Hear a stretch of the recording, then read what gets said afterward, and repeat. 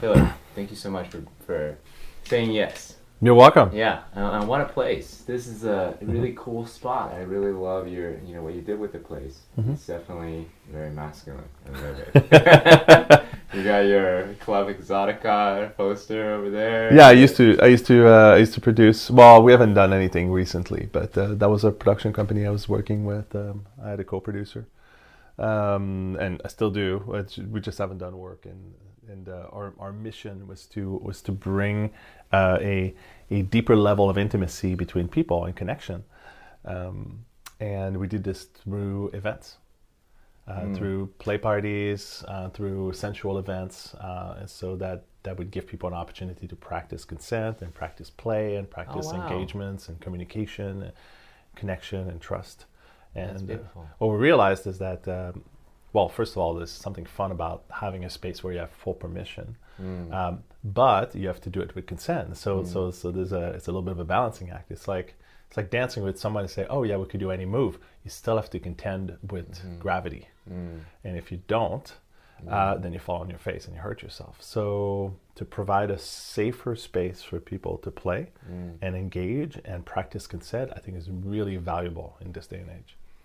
Yeah, I want to actually dive into a little bit deeper, I guess, shortly, and when we actually do our thing. Yeah, it's a very important topic right now, especially given the coming back of the feminine movement, like Me Too and everything. It's so important, right? All right, so let's set an intention, if you don't mind. Absolutely. So my intention is to get to know you a little bit better as a human being, as a beautiful brother, and for our audience to actually learn from your narrative, from your point of view, and that they can walk away with something tactical that they can try on in their life, should they be inspired by the way you live your life, the way you hold your space. That's my intention. Yeah. My intention is full authenticity, honesty, truth, integrity, fun, if that can be brought into it at some point or another. And I find that humor is a really great way to feel into whether or not we're attached to something. Like if you can't laugh about it, then chances are you're attached to some version of it that is static. Versus, oh yeah, it just is what it is right now, and next moment it is what it is now, and next moment same thing. And so I think there's something humorous about the ever-changing, ever-changing states that we're in, and I think humor allows us to not become stuck. But when you crack a joke and somebody doesn't laugh, well, that's because there is something stuck. So I like the idea of fun, and as a check for. Which doesn't mean you can't be dead serious at the same time, which I think most people don't understand, is you can be serious but humorous at the same time. So diving right into that question, actually, I'm curious, because naturally I'm a very serious person, right? Or people perceive me as such, like, oh man, you're so intense. And over the years, I really get to loosen up this grip of like seriousness, because ultimately, I've learned in my own journey that life is serious, but at the same time, ultimately, nothing matters. Right. Ultimately, I'm gonna die, and then ultimately, if I really just look out for 100 years, 200 years from now, CK Ling would cease to exist. So everything that I hold so tightly and so seriously, so with such gravity, right? So I had to learn to navigate, to hold both at the same time. So I'm curious from your perspective. Was it always that way, where fun was just a through line in your life, or did you go through some transformation where things happen and you're like, oh, okay, so I don't need to hold it so tightly? Yeah, I think for a long time, fun wasn't. I mean, sure, I was having fun, but as some point of focus. I think it's become more so over the years, at least more of a necessity. especially when you have kids, you have to kind of take a lot of things with a grain of salt, because whatever perfection you're holding is just going out the window. I mean, and I think that the same is true for any intense project or any intense purpose that is so difficult that you will be thrown to the ground at left and right, because the more you try to create something amazing and big and large, well, the more of a chance is that you're going to fall on your face, because it's at the limit of your capacities or maybe beyond. And so to be able to laugh about it without trivializing it, I think is the challenge. So to be serious without being stuck in a solid way of being. And so I think it's about finding that middle ground, and I think humor and fun, and to some degree I call it that, is one way to get there. And so I've had to loosen up without becoming too loose, without looking at everything as trivial, like oh well, we're all going to die, so it doesn't matter. That's nihilism, right? Right. And so that's an extreme, and there's the other extreme where everything matters, and you can't fail. But then the truth that matters is, as you grow, you will have to fail in order to do the growth. So some point in the middle, some optimal. So my dad was extremely critical kind of person. That's the way he showed his love. That's his currency of love. Criticism? Well, critical, not criticism. And so what's the difference? Well, critical meaning having a critical eye. Like, I have a critical eye on this, which means like you really are looking really critically at what can be done better, what can be changed. The gap. Sometimes it's the gap. Sometimes it's what is really needed here, so that we do it right. What's missing, so we do it right. Well, that would be an LP would call that mismatching. Like, what's missing, what's the difference. But in some cases, it's when you start a project, what's needed to do it correctly and to do it right the first time, so you don't have to do it 5 times. But that doesn't necessarily exclude having to do it multiple times. Oh, the little boys. Hey, guys.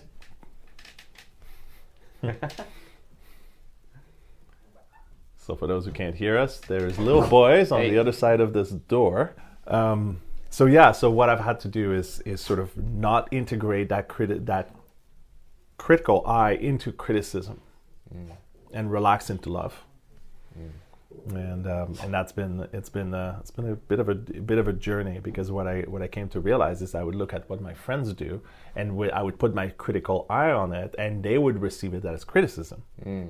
Instead of as a contribution. And so I've had to relax my words, and it's a never ending journey to have to watch what I'm saying and make sure it doesn't occur as so critical that it's criticism. Does that make sense? The difference between the two? It does. And then as someone who is very much that way, I had to learn over the years, actually how we started this conversation, asking for permission. Yeah. Can I contribute something? And if they say yes, then it's... That's right. Right. Free game. But if not, then all right. Then no. Then no. And then what do we do? Because now we're in a space of unknown. Right. And that so that brings in the topic of consent. Right. All right. Consent is, the way I put it is it's more than just yes or no. Consent is, if we're in this consensual space, we're both feeling good and enjoying how we're engaging. If you don't ask, and at some point you say, oh, here's the sananga, right? Or here's this, or here's that. And I might say, wow, I didn't know that was coming. I'm not prepared. So if you look at consent as being ready, willing, able, and informed, willing, able, ready, willing, able, informed. So ready, that means like now. Now is okay, right? If I approach you and I say, would you like a strawberry? And you're like, yeah. Now you're ready. You know, it might take you a fraction of a second, but there are things that take longer to get ready for. Maybe your first time on acid. Maybe your first time bungee jumping. You know, like it takes you a few months to kind of build up like you know you want to, you're willing, but you're not ready yet. Being ready, it's the same for wedding. Like you're married, right? Were you ready the moment you met her? Or were you ready after a while where you got to know her, you built connection, you built trust, and eventually it was like, yeah, I'm ready to spend my life with you, or however long that looks. So ready, willing, able. Can you rise up to the occasion without falling on your face too much? Because there's always a growth process. And informed, do you know what you're saying yes to? Right. So I think the topic of consent is about engaging well with another person and being okay with the no. And the no meaning that there's one of these things that is not present. And now we can explore if we wanna figure out which of these things is not present so that it can be. Somebody can be a yes to being a maybe, or they can be a yes to exploring how to turn a no into a maybe, or how to turn a no into a yes. But all of these things require two very important things. They require connection and they require trust. And so as I've been doing this work around consent, I've been exploring, well, how do you get to consent? I've been looking at couples who've been together for a long time where the yes comes easily or the no comes easily. And there are people who barely know each other. And then sometimes that kind of process of consent is crunchy. Because it's crunchy. It doesn't happen gracefully, like the opposite of graceful. And what I discovered is this very, very simple formula. And it goes like this. Connection leads to trust. Yeah. Trust leads to consent. Yeah. By consent, I don't necessarily mean yes. What I mean is this person engaging however they feel is appropriate, authentically, with full sovereignty. So somebody can say, so if we haven't known each other for long enough to really go into an engagement that would be so deep and so intimate that I would need some time and more connection to know if I want to do this with you. But say two people just met, they're trying to decide if they're going to have sex. Okay. It's very common in this society, and me too. Right. It's a very intimate experience. It's a very intimate experience. It's an experience that a lot of people can relate to. That's right. Right. That's okay. right. So let's use that as an example. Let's use that. Yeah. So sometimes people will have sex and they haven't built up the connection or the trust, and they just want to feel good. But the the connection, they feel there's a connection there, but that connection isn't real. It's a fantasy. So what ends up happening is they start to trust the other person, even though they don't really have everything that it takes in order to fully trust that person. There's not enough connection, and they're trusting something that doesn't exist. And so when they say yes to sex, they're thinking they're saying yes to a particular engagement that is actually much more volatile and much less graceful than they believe it's going to be. And then they end up being disappointed or regretful because it wasn't what they wanted. It wasn't what they were expecting. But if you're engaging with someone you've been friends with or you've been connected to for a long time, you have an expectation. And it's a positive expectation of what is going to happen with them because you know them well enough. So if you look at so if I break it down into the smaller components. So connection is whenever I say something or I do something and you respond in a way that's either imitative or complimentary. Imitative. Yeah. So I say, I started laughing and you laugh. I see. Right. I can resonate with you on this. Yeah. We're connecting in a way that is somatic and visual, but also in terms of ideas that we express, or in terms of the ways that we feel. Right? These are all connective. Like if I do something and you respond well, I crack a joke and you laugh, or I speak about an idea and you go, okay, so now I know you got it, right? So now we're resonating at the same idea or the same feeling. Or I do something and what your response is complimentary, like you got it, but now you're actually taking it and doing something with it. That's connection. Like a improv. Yes, and. Yes, and. Yes, and. Absolutely. Yes, and is the perfect example of connection. Trust is the belief that in the next moment, when I do something or when you do something, my response will be a response that will be connective. That's connection. That's trust. Trust is I know that that the next moment, at the next step, and the next moment that I do something, you will nod or you will laugh. And you won't look away or look at your phone or look at your watch or walk away randomly, right? There's not going to be any randomness. There's a belief that the next moment will also be connective. And then consent is being willing to check out the next moment together. And you know that with your deep lovers and partners. You're like, yeah, I want to spend the next moment with you, or I want to go out to dinner with you, or I want to have sex with you. Right? So that's the equation. Connection leads to trust. Trust leads to consent. And when you have enough connection, then the trust is solid. And when the trust is solid, the consent is also solid. And it creates beautiful, graceful engagements that actually allow us to grow, including the mistakes and including the crunchiness. When things are not so graceful, you're like, oh, no, but I remember all the times that we connected. I remember all the times.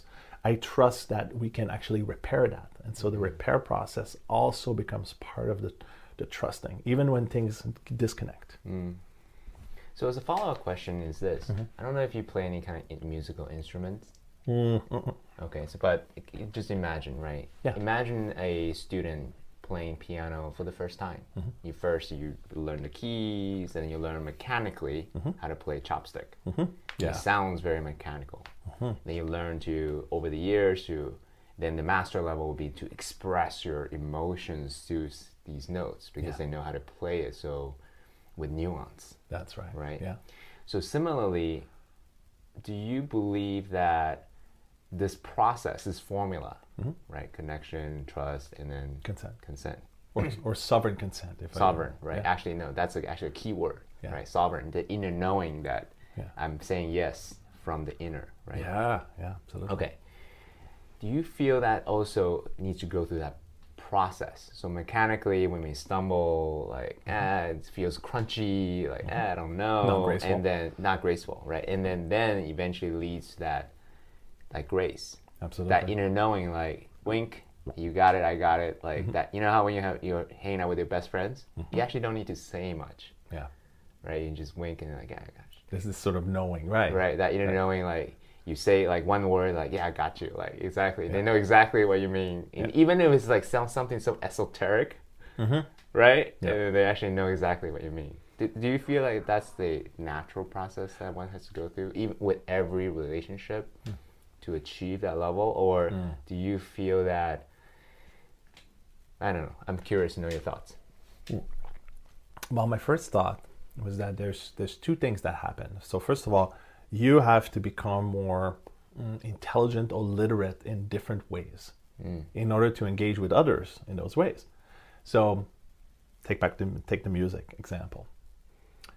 You decide that you want to go and play with other jazz musicians. You're a piano player, and you want to go play with other jazz musicians. So you all get together, you all have an instrument, and you all start to jam.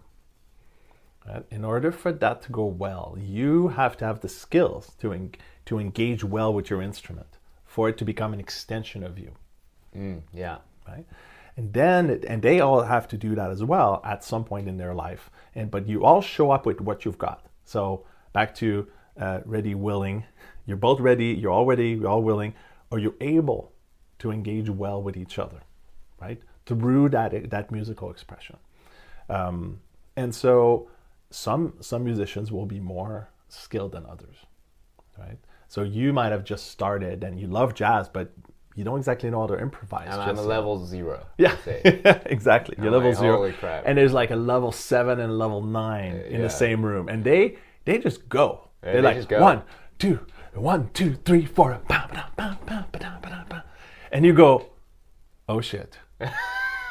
Clink. And they go, yeah. Clink. They go, yeah. And they just like they riff off. Maybe you end up just pressing some random keys, and they just riff off of you. They decided that you were part of the crew. They accepted you. Yeah, they include accept you, right? your contribution. Yes, and they level with you. They understand that you're a beginner, and instead of saying, "But, who's that guy?" Away. Yeah. They're like, "Oh, but we have the skill to sort of bridge the gap with you." And I think the same happens in sexuality. Like in some cases, people are not as self-confident, or they have trauma, or they have times in their life that basically got them stuck. And now they're stuck around their sexuality and they don't know how to engage well. And there's one kind of skill, which is, well, I'm really good, but I'm not good enough to reach you where you're at. Because maybe your range of engagement is this much, and mine is this much, even though I'm more skilled. Yeah. So there's even though you have a lot of skills, doesn't mean you're good at engaging with another person really well. So that's the second piece. The first piece is your own skill with yourself. The second piece is how well do you play with others. So how do you actually do that? I mean, just let's focus on sex, because one of those things that I'm curious about, it's such a, in North America, it's like a taboo thing still. I mean, there's a subset of people who's more open, like you as an example, who actually creates a container to be able to practice, like a dojo, right? That's it. Right. So, but it's not it's a taboo thing to talk about. People normally don't talk about it because they think it's really private, even though it's such a primal human experience. And so how does one go about, I guess, practice these critical skills as part of being human? I think you said it. I think practice is key. In the same way that practicing becoming a jazz player is key. And we're talking about hours and hours and hours and hours. Yeah, like anything. You Right, want to like be good at anything, you must practice. Well, and practice doesn't mean you're going to be good at it. Practice could just mean you reach a certain level and you don't have what it takes to discover your own issues in order to become better at it. And so to be aware of my blind spot, as an example. Blind spots, or if you're a musician and you're practicing watching YouTube videos, it's not going to be the same as a teacher saying, "Oh, you're making a mistake here. And if I help you get over that mistake or that little piece, then that's going to up level your game, so to speak, or your musical abilities." And I think the same is true for sex. So how do you do that do you have like a teacher watching you? Yeah. Hey, wait a minute. So there's a lot of coaches, or somatic sensual coaches, you could call it that way. I didn't know there's such a thing. Well, it's not that much of a thing because it's very taboo. But there are people who really attempt to engage with people and supporting them at becoming better at a sexual, or at least a sensual level. And it's tricky because there's taboos, but it's also like I know what I'm doing when it comes to touch, but because men have been educated to do it themselves and to not need others, for men to come to me and say, "I need you to teach me how to touch a woman," that takes a lot of balls, so to speak. It shouldn't. It should just be like, "Oh, okay, I understand that." It's another skill. Yeah, it's just another skill.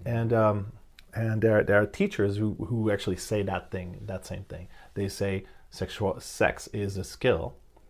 If you want to elevate it to an engagement of pleasure, an engagement of connection, then sex can be developed into something that's more than just putting sperm into another person's body.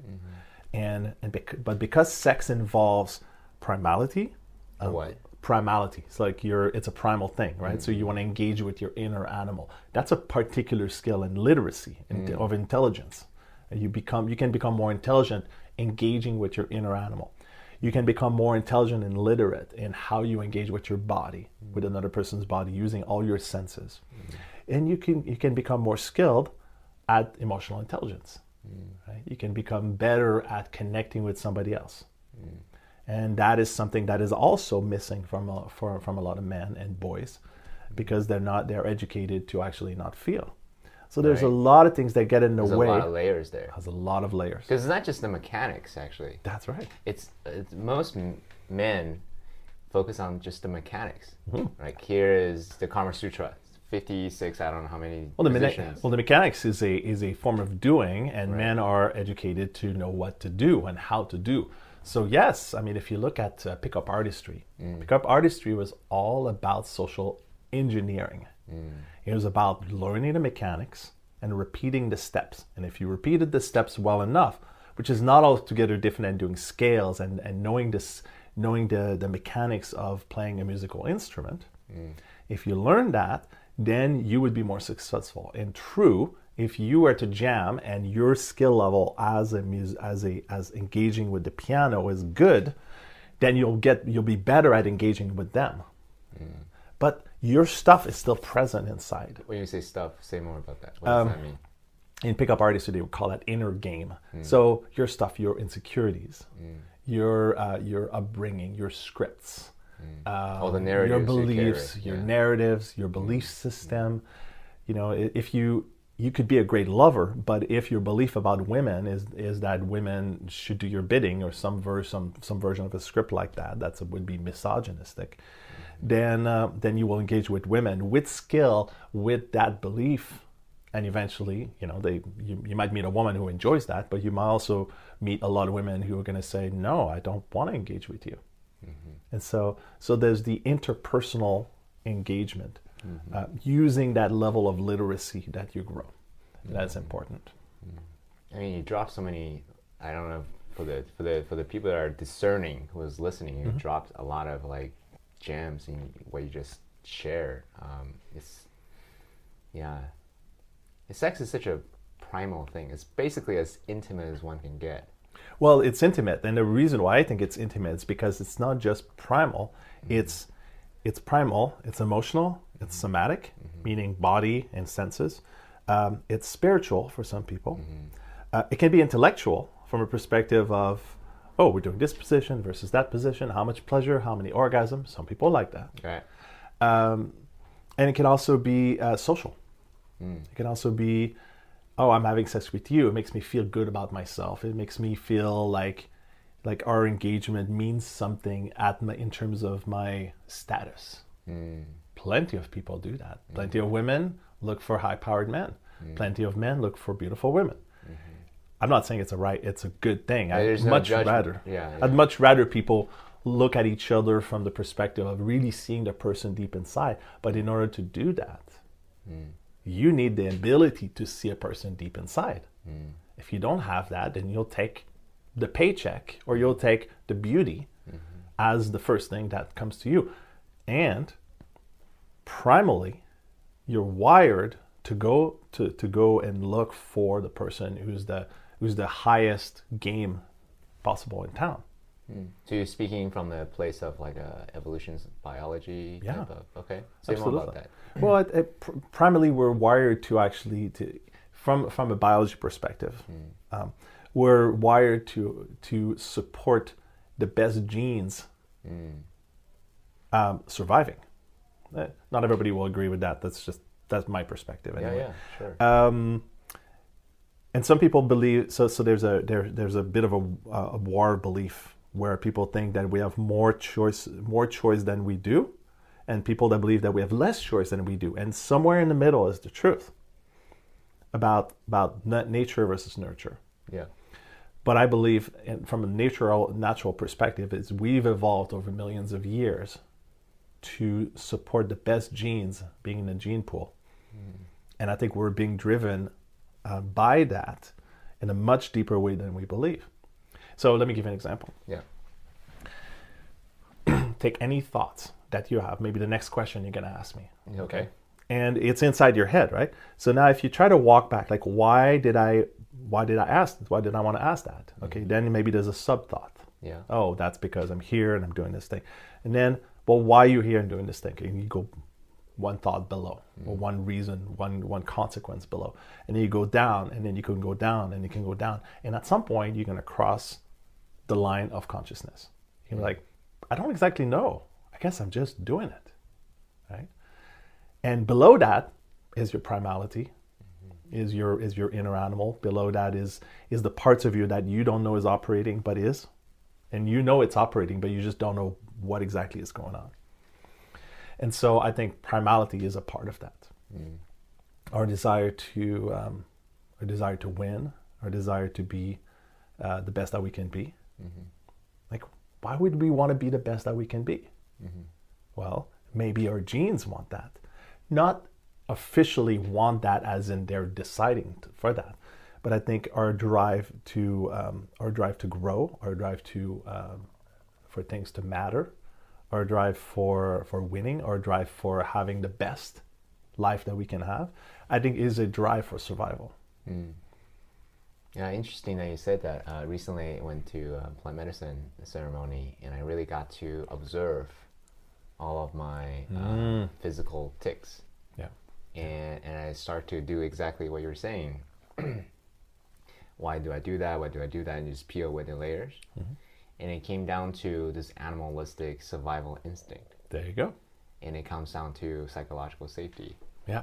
Right? Absolutely. And then I feel safe. Then I feel safe, then I can totally relax. If I don't, then I have these little tics that I have as an animal. Coping mechanism, things like that. Yeah. So it's a beautiful thing to watch, and then I can embrace all of it.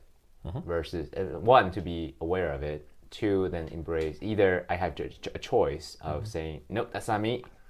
Avoid, suppress, or embrace all of it. This is who I am as an animal being, and this is what I do. And then from that place of giving it love and transcend from it, or not, right? Then I have a choice. So well, that's the question. Do you have a choice? Yeah, it's a good question. Right? Yeah. I mean, if it all comes from a survival, from a survival instinct, there's the question of perhaps we don't. Perhaps we're always doing the best that we can. And to actually go back and think, well, I could do better. Well, that's because you actually did the thing wrong that led you to have a better understanding of how you did it wrong. That maybe leads you to the understanding that you could do it better, which then leads you to learn how to be ready, willing, able, and informed enough to do it. Which just brings us back to sovereignty. Thanks for sharing that. I mean, we can go really deep there. Yeah, I mean, for the people that are still kind of grasping everything, thank you. And Go back, rewind. Listen to it again. This is a really beautiful conversation. I really appreciate it. Yeah. So speaking of, how about a little Mongolian tobacco? Absolutely. Okay, I'm ready. All right. I'm willing.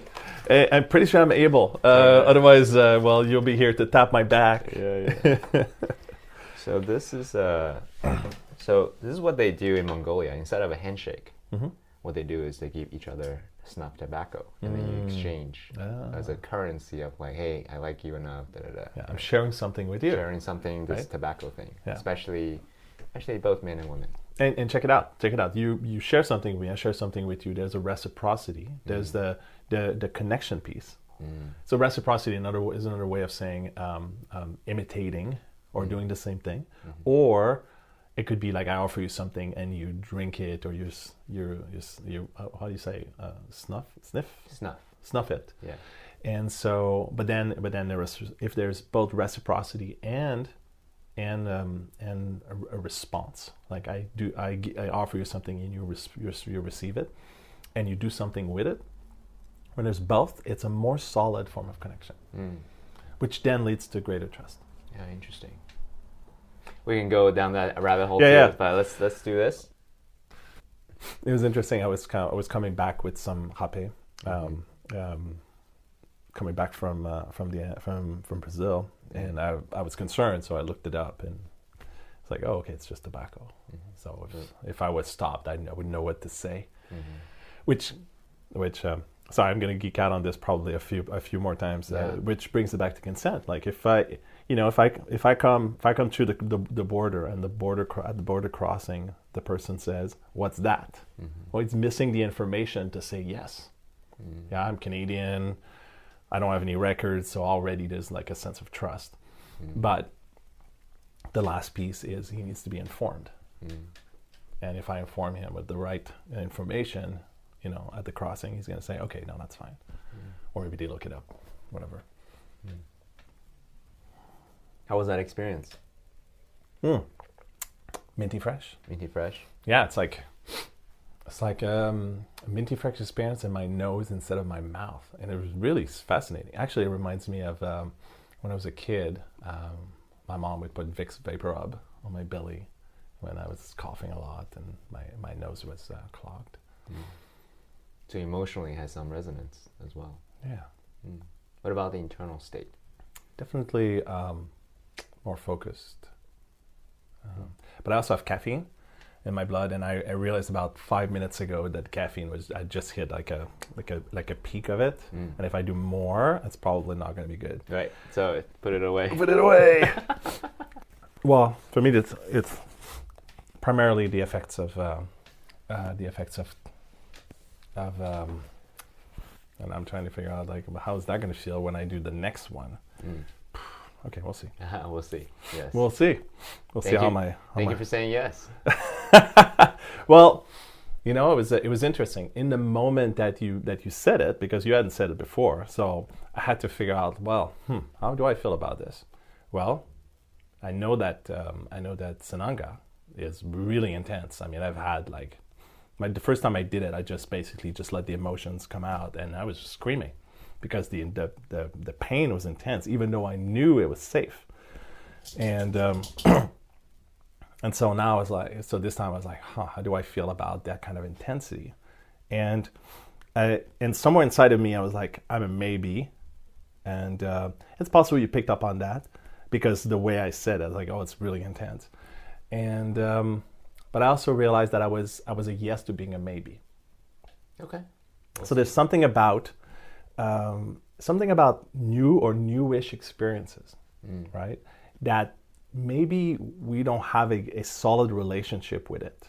It's not a solid enough relationship with it that we can say an automatic yes. If you bring me strawberries, I'm an automatic yes, right?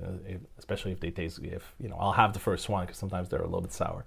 But beyond that, it's pretty easy yes. Like the commitment is pretty low, and I don't have to. So I know that even if it doesn't turn out okay because they're sour or they're bad, I'll just spit it out. It's no big deal. But there are things that require a little bit more commitment. So sex is an example of that.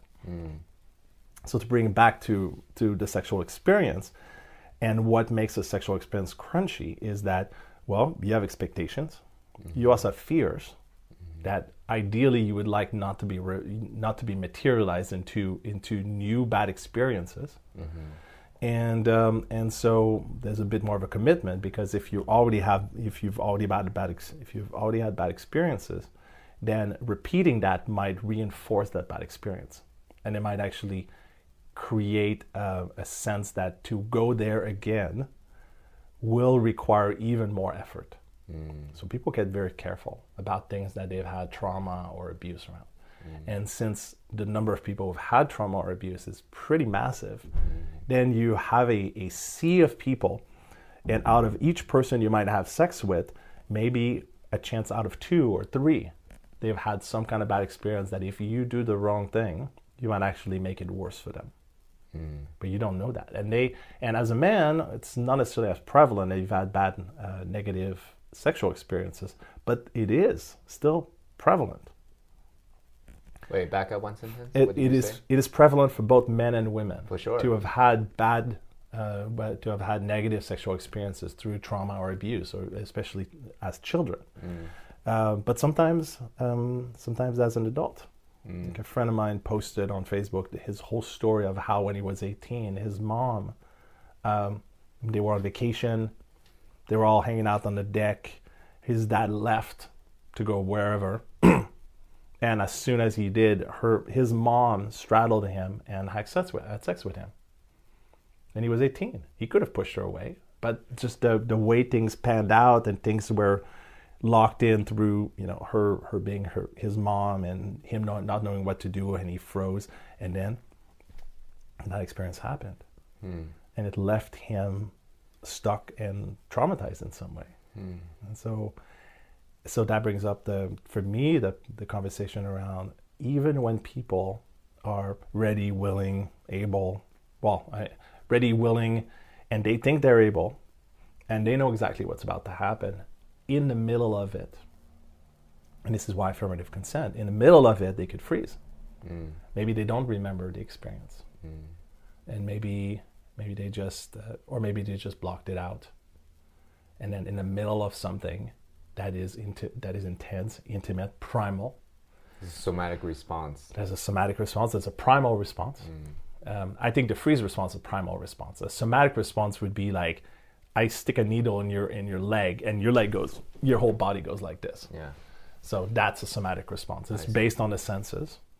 But a primal response would be, oh fuck, I'm gonna get killed, and you go, or you placate, or you just lay, you just go kind of limp instead of free and frozen. Yeah. You're like, you say yes, but not from a place of, if I say no, I'm gonna get killed.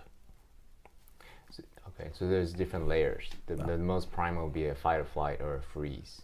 Yes. I see. That's the primal. Yeah. Somatic would be your body naturally, like when you get close to the fire, Yeah. you go away. That's But a somatic response to rape, for example, would be your body lubricates. Like plenty of women or plenty of men get hard even though they're fucking scared. Emotionally. Emotionally, yeah. Or even primally, they may be frozen, but the body is like, this feels good. So, and that creates even more of a disconnect, internal disconnect. How could my body be enjoying something that my mind or my heart doesn't like, or even my animal is completely scared? Like, they don't always respond according to each other. Yeah. So how do you navigate that? Let's see if I can ask this question a little bit better. Because sexual trauma, everyone growing up have some variation, some degrees of, I don't want to use the word trauma because that's too heavy of a word, but I don't know what's a better word, but have some various degrees of sexual experience, negative experience. There you go. Yeah. So then how do you navigate that within yourself such that you have that awareness of everything that happened to you, negative or otherwise, that clarity of awareness, and when you engage with another person, also assess, right? So you can get to the place of the yes and versus like, I don't know, is it okay? And for some people it's really exciting because it's novelty. It's like adventure, right? You don't know what's in the box. Yeah. But at the same time, there are consequences. So like, how do you navigate that water? Can you qualify that? How do you navigate that wire so that? Yeah, sorry. I see how do I ask the question? Because it's so layered, right? How do I? I mean, I can complete the question for you, but I want to hear it from you. So that you get to a place of really consent, so that you can kind of bring back to the jazz musician thing again. Yeah. So because I think it's easier for me to articulate that, so that it's a safe space, so that you can have play together, so that it's like, hey, I don't know what's gonna happen, but let's explore. So that, right? So it's so that there are no regrets, there are no disappointments or expectations. And honestly, I don't think, because you can't guarantee that per se. That's right. But what you can do is two willing party. Let's explore that together. Yeah, I think. Okay, there's a number of different ways that I can answer this. Okay, if I go back to the jazz musician example, right? And I said, I gave the example of you press one note and they go, yeah, let's do that. Then they just play around you, right? And they play with you and around you in a way. They could probably run circles around you, but instead of running circles around you at your expense, they run circles around you with you. So then you become part of the show. Yeah. And become part of the jam. And you feel like you're a part of it, right? And your experience is one of sovereignty. It's like, oh, I get to decide what I want to do. And they can play with me. In fact, every really, really good dancer will be able to play with somebody who's completely crappy because they're such good dancers that they can bridge the gap. And whether it's because the dancer is not very skilled or because the dancer is not very skilled at dancing with others, right? So you can become a good dancer. You can be a good dancer and engage with and be really skilled, but also, well, dancing is about playing with others, so it's about dancing with others most of the time, unless you're a modern dancer. And so both skills of with self and with others actually grows almost at the same time. So what we're speaking of is learning to make better choices or do things that are better not just for yourself but also for others.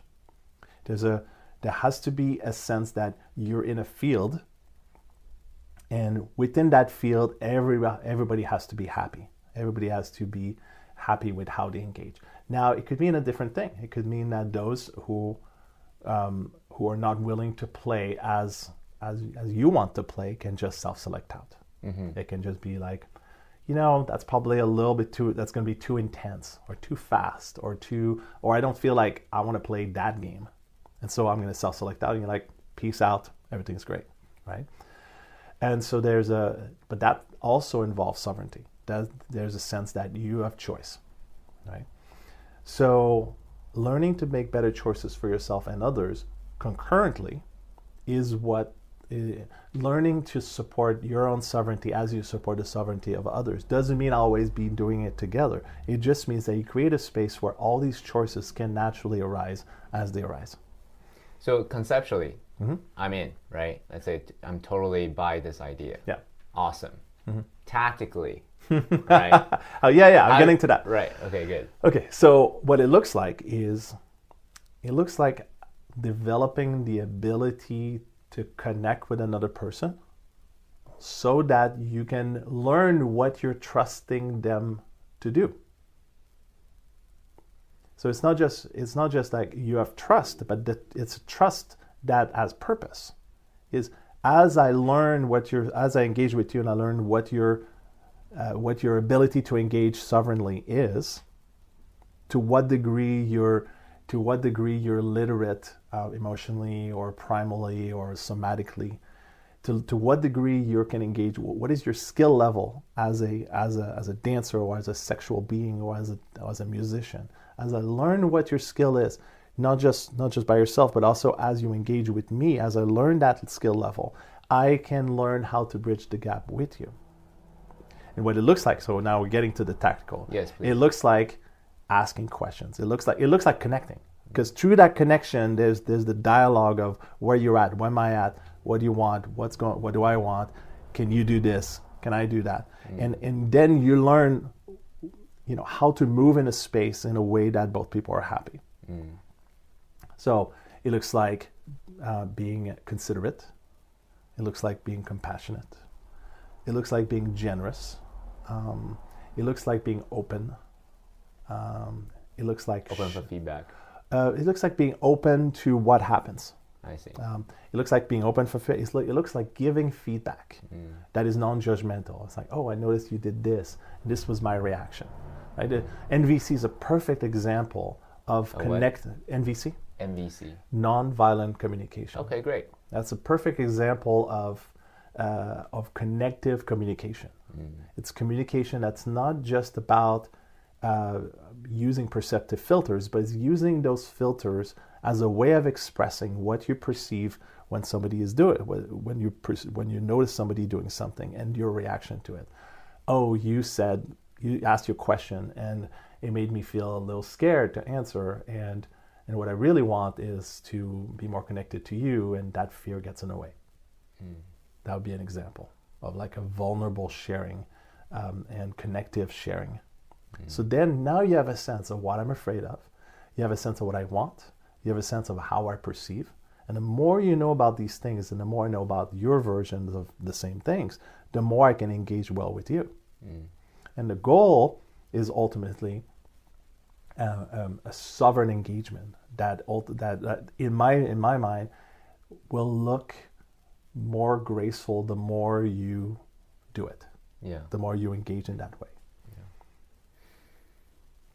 It's such a beautiful this is really an important conversation, and it taps into. I mean, we use sex as an example, but really, what we're talking about is connection.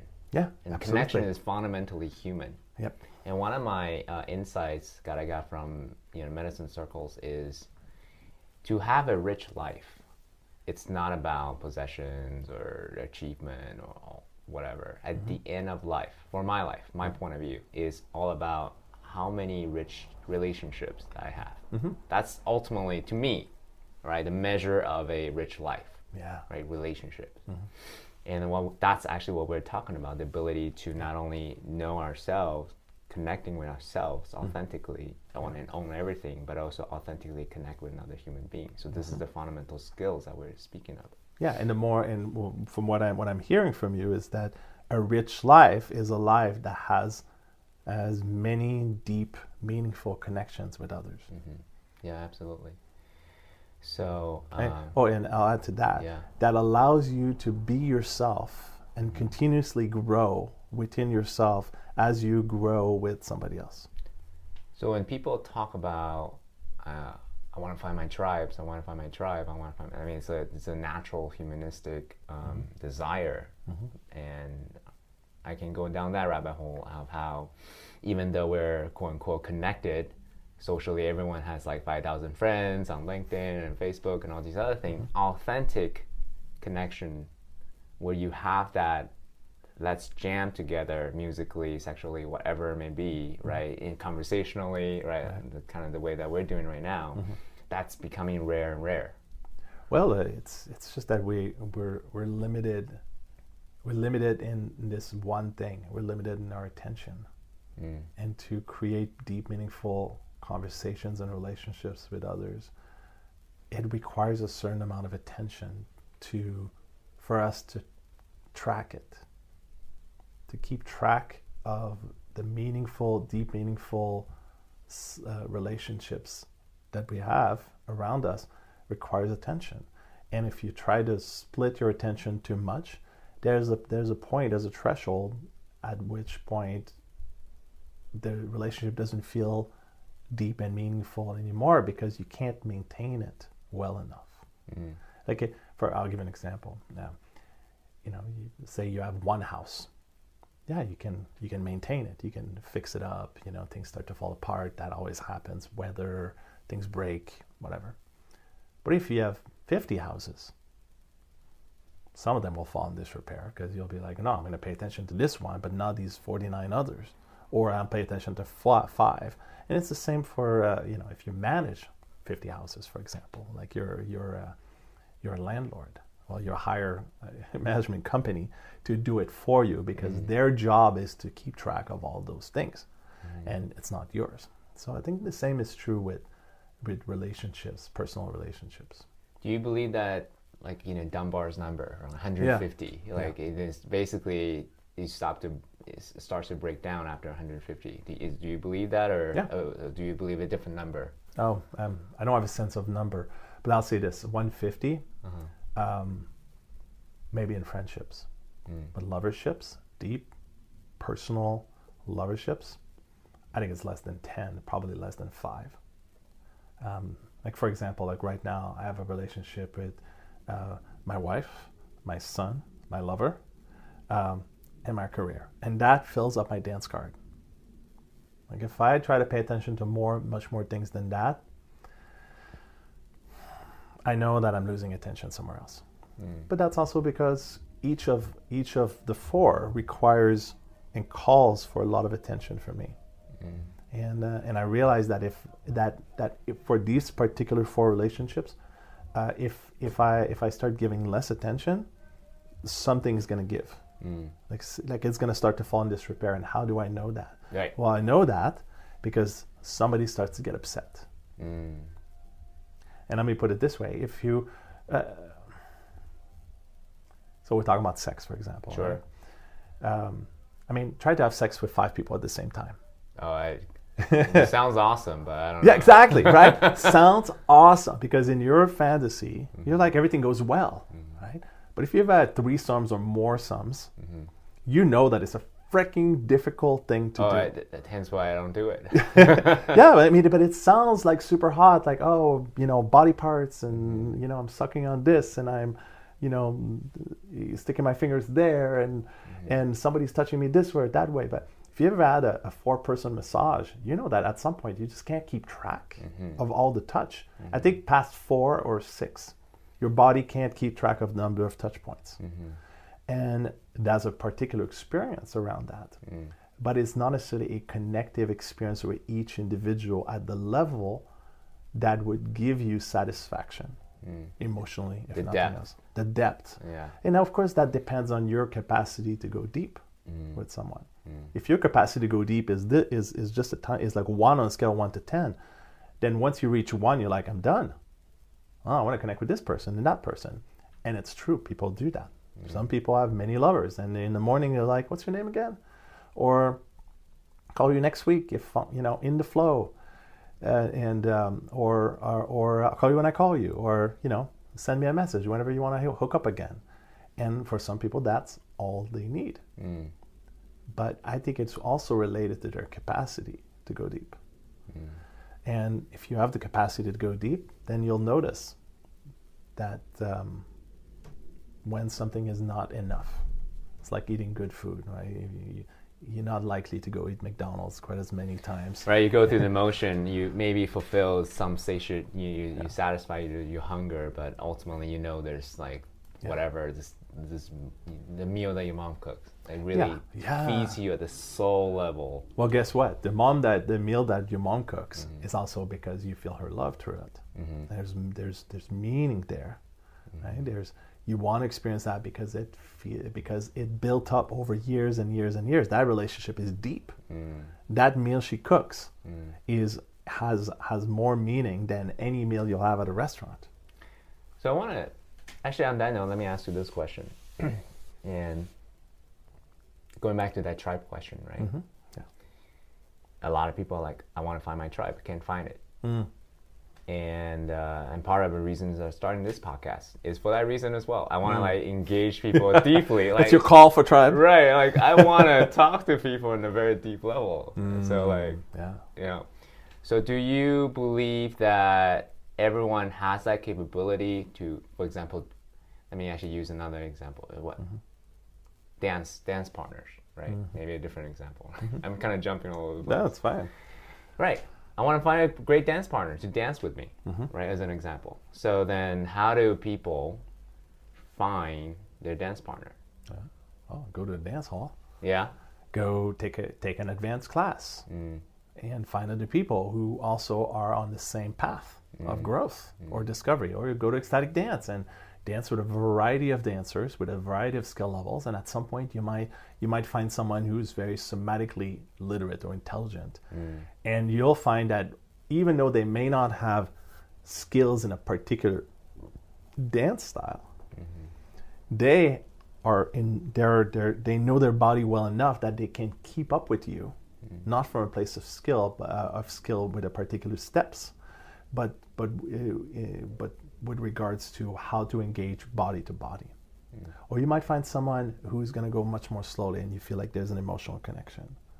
So that can happen whether it's at the dance hall or it can happen any day. Right. You go to an event or you meet someone. It could even be somebody on Tinder or somebody at a festival, a random person at a festival. You might say, I know there's something for us to talk about. Or connect. There's a reason why we connect, and it might be because you're high or you're altered in some way, and you have that hunch.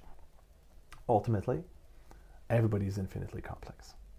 Yeah, everyone's their own universe. That's right. Yeah, you could engage. You could have somebody sitting right in front of you, anyone sitting there, and the only thing that would limit them is their ability to engage with themselves. And there's the two skills, right? Engaging with themselves and engaging with you. So right now, we're having a dance, or another way of putting it is like it's a form of sex. So call it intellectual, emotional sex. Sure. Right. Yeah, conversational sex. Conversational sex. Yeah, right. And there's an exchange, and there's a connection. There's a building of trust. There's a movement.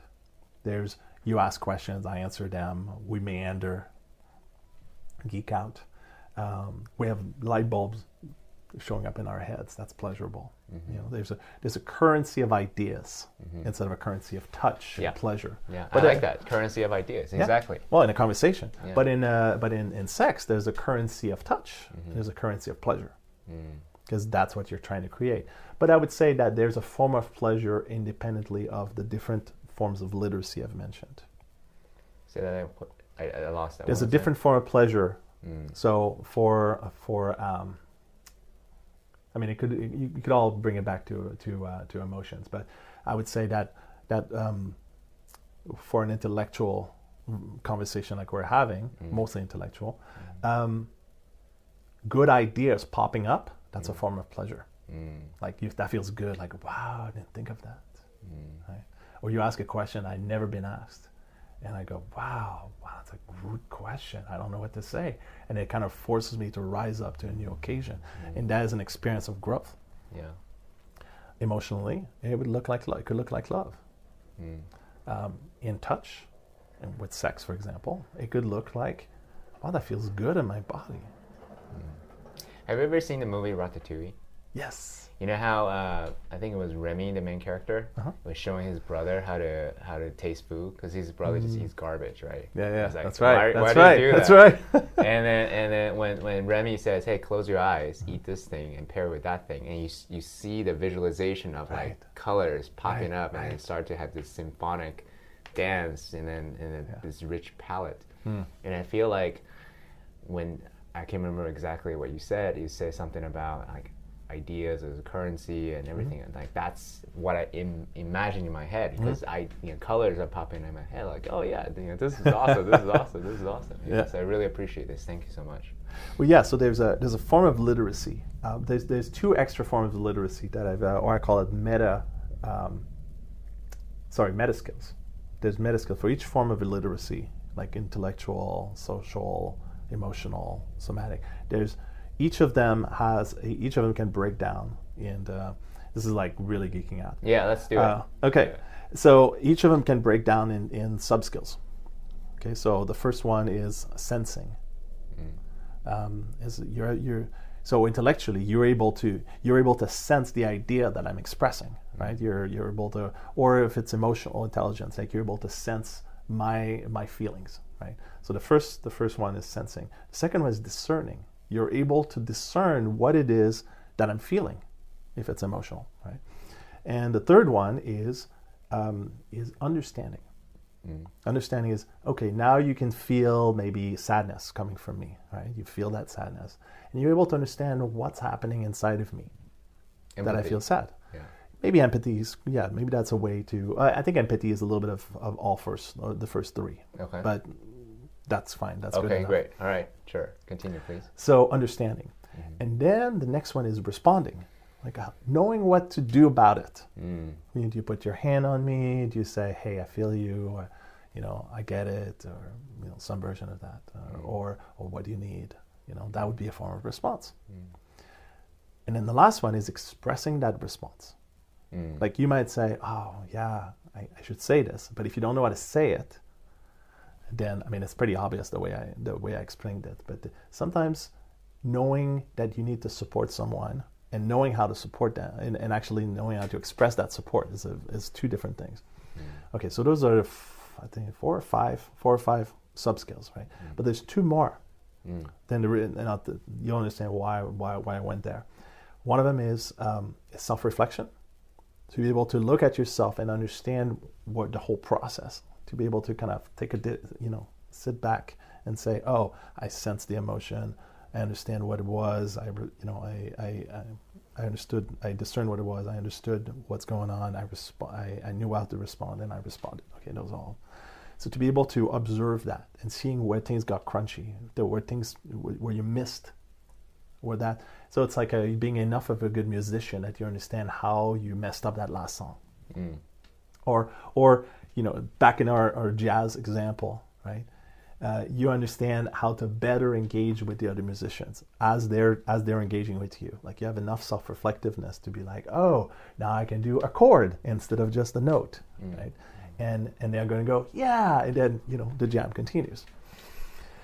And the last piece is the second meta skill is being able to teach it. Being able to share what's happening in your literacy bubble in a way that other people can get it. And be like, oh, I can use that. I can use that piece. That makes sense. So, and the two are closely related because in self-reflection, you understand yourself well enough that you can see your growth process. And in so doing, you're able to formulate it in a way that other people can get it at a more generalized way. So being able to teach it. And people who are naturals about things, whatever it is that they're good at, whether they're a natural musician, and maybe they didn't have it, they're like a back of Mozart, they're prodigy. Well, they don't know how to teach it to others. So what we're doing right now, we're having this sort of like intellectual sex, and ideas are popping. But part of what hopefully makes this an interesting podcast is that I'm not just spewing things. I'm spewing them in a way that can be integrated by others. Yeah. Yeah, and part of my role is to unpack. Like, That's right. What you said was in between the line is like, here's what I got. That's right. And discerning. Yeah, and why I also enjoy this so much, because it's as if I'm mixing analogies again. I'm practicing with a master of martial artist, right? So I have to keep up my own discernment, right? To be able to like dance or play jazz, I'm making analogy all over the place. Yeah. If you get what I'm saying. Well, for some people, it's going to be easier to see it from a musical perspective. Some people, kinesthetically, that'll make more sense. So that's why I like to use the different examples. Yeah. But yeah, it's true. And you're becoming the master of your art as you practice it. So maybe as an interviewer, you're becoming better and better at interviewing to actually say, oh wait, let's go in there. Why did you do this move in that particular way? Either as part of your history and your development, or even just right now. Why did you say what you said right now? Yeah. Like, let's unpack that. Yeah. So that's an art of discernment. Yeah. Thank you. And my friend Inting and I, we're fellow podcasters, and we like to use Joe Rogan as an example, because if you look at his progression as an interviewer, for his first few episodes, 1 to 100, he's like mechanical and all that, but he's at 1,000 right now. He's able to have great conversation with the titans of our days, Elon Musk, and just go wherever he goes. Yeah. And what a progression of skills. Yeah. So. Yeah, and I would say also, there's a few things going on. I think that plays in his favor. So first of all, he's done 1,000. So 1,000 that just allows people to listen to a lot of different things. So there's a variety of topics that makes him more accessible.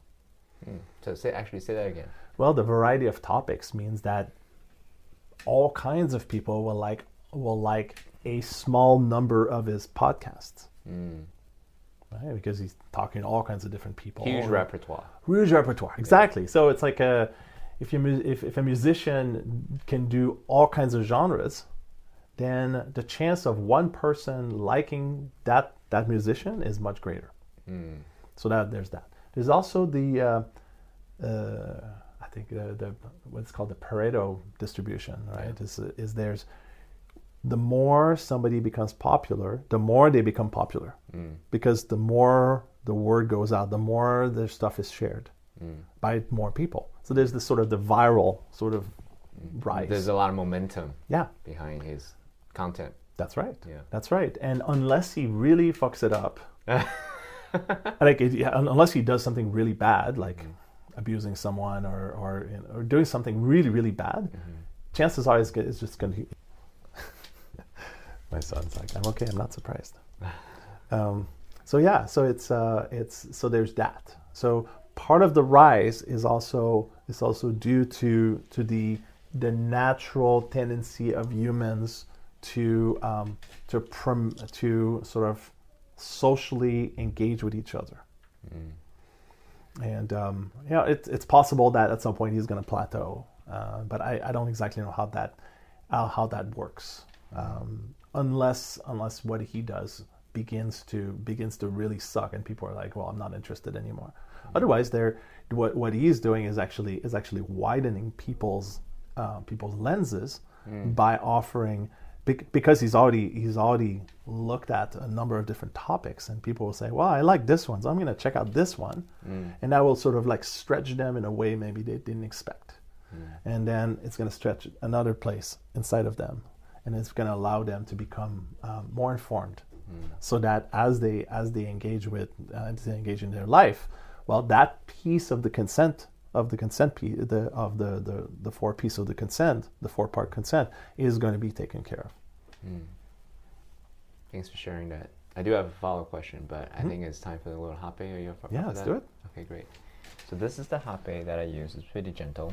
I like to smell it first. And since you have a self-applicator, we can use that one. Okay. And I'll use my own as well.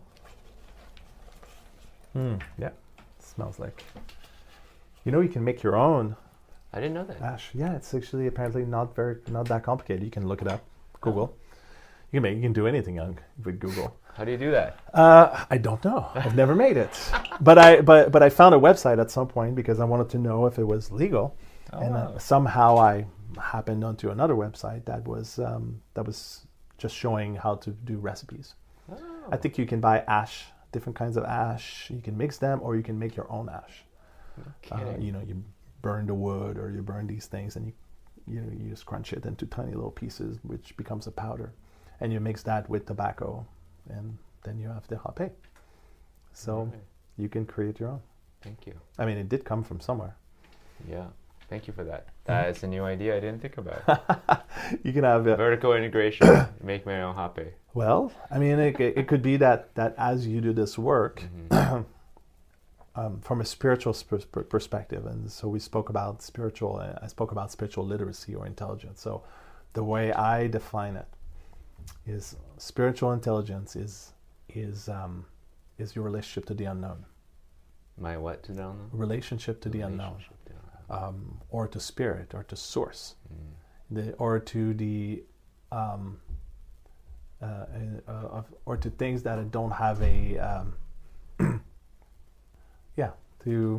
things that are just felt but not seen. But it's not the same thing as emotions. The currency of spiritual intelligence is oh, that's interesting. I never tried doing so. I wrote it somewhere, but I can't recall.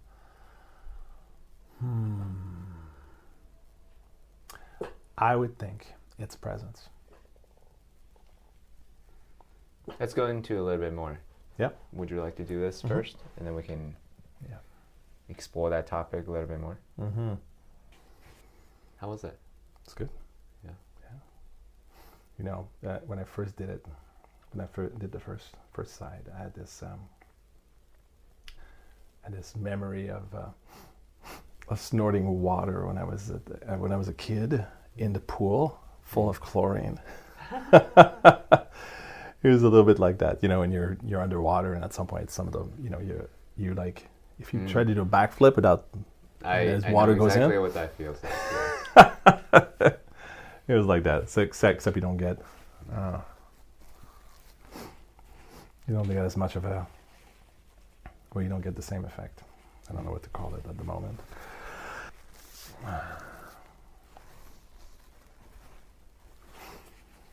So one of the things I do with hape is I use it for meditation purposes. I could see that. Yeah, I like to, the way I articulate it is practice adversity. Practice adversity, huh? Yeah, so I can meditate under that effect, because I actually don't find it pleasant. It's No. not a pleasant sensation. At least not initially. Then after that, well, yeah, there's a, sorry, I feel like I cut you off. No, not at all. I find that it quiets the mind, for sure. And then allowing that whisper to come is very similar to a hard workout. Yeah, right? I can see that.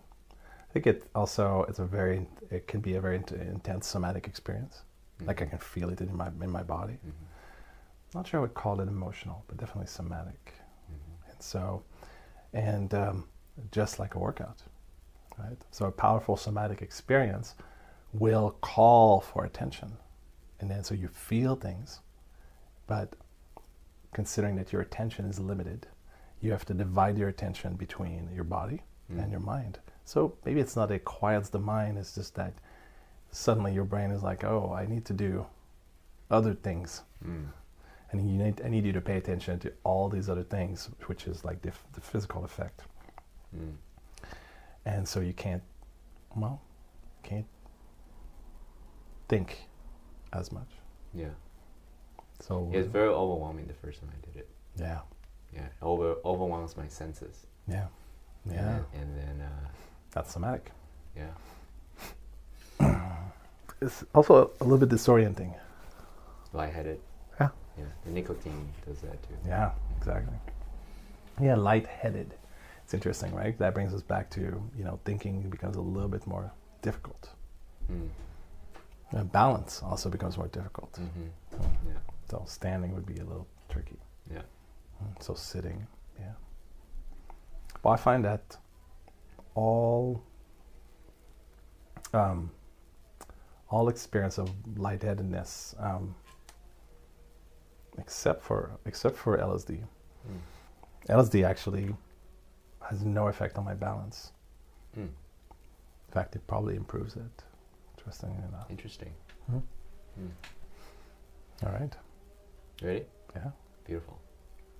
So you talked about spiritual literacy. I'm curious to know, I want to explore that a little bit. I came across an interesting concept recently called spiritual fitness. Ha, cool. So the guy's point of view is when you're spiritually fit, things are easier, more effortless.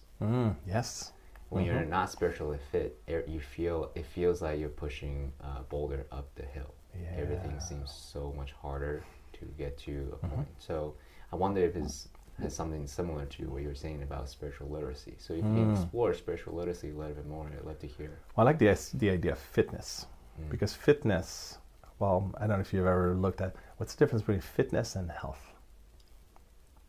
So fitness could be that you're really strong, or you're really agile, but that doesn't mean you're healthy. Oh, interesting. So you could have a very fit athlete, but what gets them and maintains them at that level of fitness is actually unhealthy. It could kill them eventually. It could be that in order to maintain that level of flexibility for somebody who needs it, will actually impact their bones and their joints in a way that ultimately will not be good for them. You're taxing. It's taxing the body. Yeah, the body. Yeah, to have that performance. Yeah, exactly. Yeah. To achieve that performance, you need to push your body, and pushing your body like that nonstop will actually degrade it over time. Health, on the other hand, is your body's at an optimal. Sorry. Yeah. So maximum versus optimal. Yes, that's right. That's right. Yeah, maximum. To be as strong as you can possibly be could also mean that, eventually your body will give up. Your heart might give up, or some parts of you might give up, because optimal is, if you're at optimal health, you would live as long as you possibly can. Or that's one way. That's one version of evaluating it. Yeah. So anyway, spiritual fitness. Yes. I don't know if spiritual fitness applies. I don't know if you're spiritually fit, if it will actually impact your ability to live eventually. I don't know. But I do know that your ability to be flexible in your beliefs can make you hypermobile in a way. If you can believe anything, spur of the moment, decide you're going to believe in something different. If you're hyper flexible in your beliefs, then what stops you from believing anything that will allow you to win? Which includes impacting others. So that doesn't mean, so to be spiritually fit doesn't necessarily mean that you'll use that fitness morally in a way that is the most morally. Okay, I need to define morally. Yeah. So so morals is essentially your values. in a certain order of priority. Your personal morals, what's important to you, and what's important to you, and how do you express those things that are important to you. Good teacher of mine has said that there's no way you cannot operate from your values. You cannot. There's no way you cannot operate from your values. Okay. Yeah, you always have to operate according to your value. You always operate according to your values. And when the going gets tough, then values like survival becomes more important. Like your survival as a person. When you're put in a situation where it's you or somebody else who's going to die, what's most important is going to come to the top. When you have everything you need, so you look at the Maslow's hierarchy of needs, right? So that's one way of looking at it.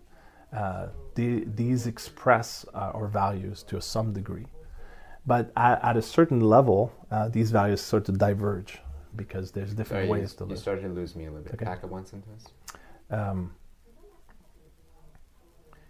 Initially, because we're primal beings, before we're humans and before we're men and women, for example, we have survival. We have core beliefs around survival that we don't necessarily have to express because life is easy. All of our needs are handled. But when things get more difficult, like say there's an atomic war, right, or Burning Man, right? Burning Man, or the weather is tough. Then you start to focus more on what's more important, which is staying alive. All right, morals it's just those values ordered in a certain order of priority, conscious or unconsciously. All right. Now I need to figure out why I was saying that. You're linking it back to spiritual fitness. Fitness and literacy, yeah. Yeah, so if you become more spiritually fit, which to me means that you're able to engage with the mystery, with the unknown in a really easy way, then you might be able to express those values more easily, because when you don't know, when you're approaching something with not knowing, you might just feel okay with it. So instead of responding to fears, misgivings, trauma, things like that, you might just approach it from this sort of beginner's mind. Like, I don't know. And I can be okay with that. So there's not as much reactivity. So I think spiritual fitness really speaks to that, or spiritual literacy is when you don't know. And you don't have to, you can act from with more presence and less reactivity. And more presence, which is, I've got this fear, I've got this insecurity, I really don't know what's coming my way, and I can integrate all of these things together in a way that's more effective. I like how you say that, because ultimately we have control of our effort, but we don't have any control of our outcome. Everything's probabilistic. Right. We can kind of like try to think ahead and prepare ourselves, but going back to the relationship or the dancing or the martial art experience is an example. You don't know the outcome. Probabilistically, maybe, right? This you can person guess. Seems okay. You guess, right? But having that ability to trust yourself, trust the universe, a la spiritual fitness, right? Then that will allow you to, as you said so beautifully, not to come from a reactive impulse, and you can then allow for new things to happen. Yeah. Well, okay, so a couple things came to mind when you said that. The reactivity, it could be said that the reactivity is a lower level engagement. It's reacting from a primal place. It's reacting from a mammalian place.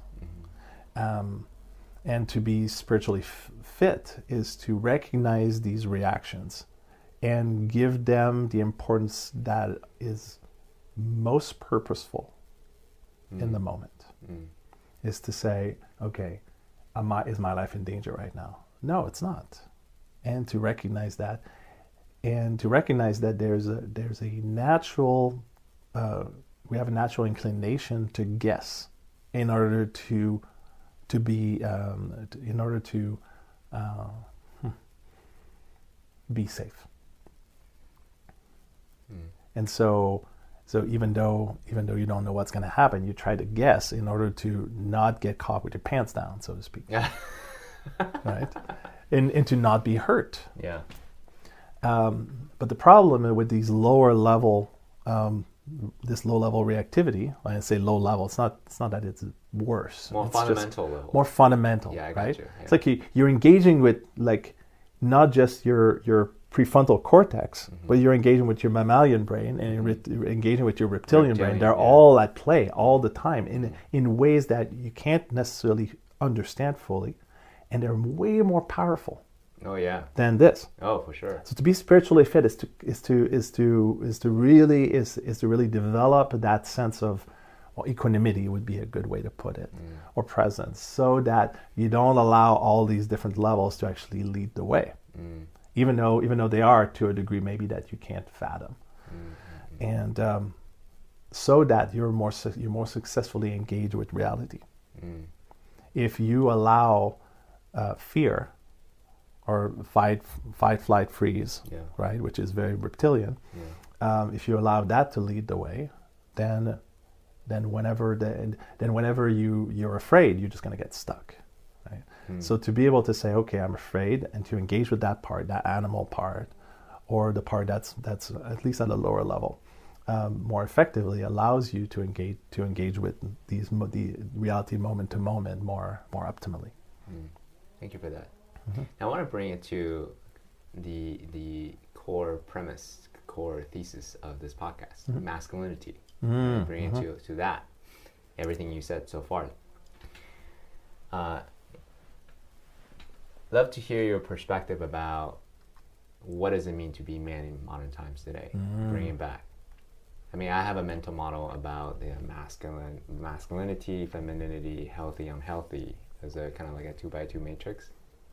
Oh. Right? Oh, yeah, for sure. So then, from my point of view, also bring to the yin-yang sign. Within us, there is masculinity and femininity as well. And I want to operate from neutral, equanimity perspective. Right? Doesn't mean that I always have to, how do I articulate this?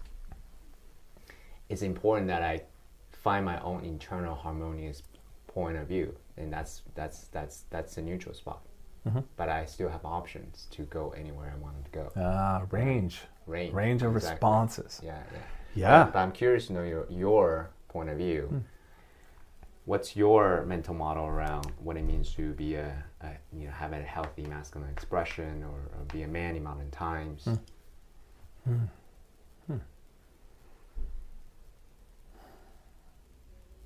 I have to say, I don't engage I don't consciously engage with what does it mean to be a man that much. Okay. And I say this because I operate from the perspective, it's somewhat similar to David Data, but it doesn't come from that.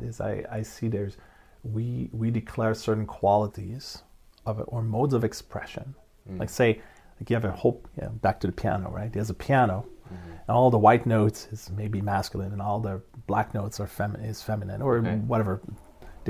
Maybe there's all the notes on the left is masculine, all the notes on the right is feminine, and there's somewhere in the middle, right?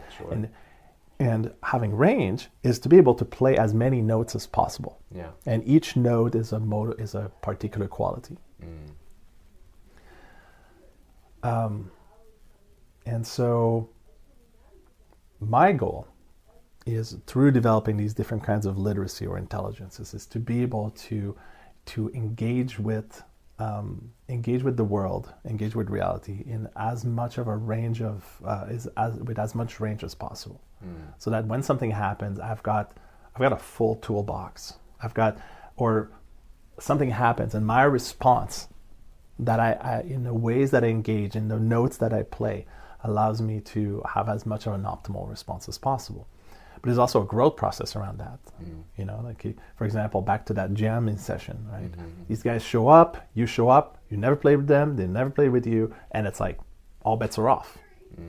But not true, not completely all bets are off, because everybody's betting that somebody has something to contribute. And so, and as the contributions are put into the field, there's responses that come up. And as these responses come up, more responses are fed into the system. And that's how our system is born, and that's how our system is grown. So at any moment in time,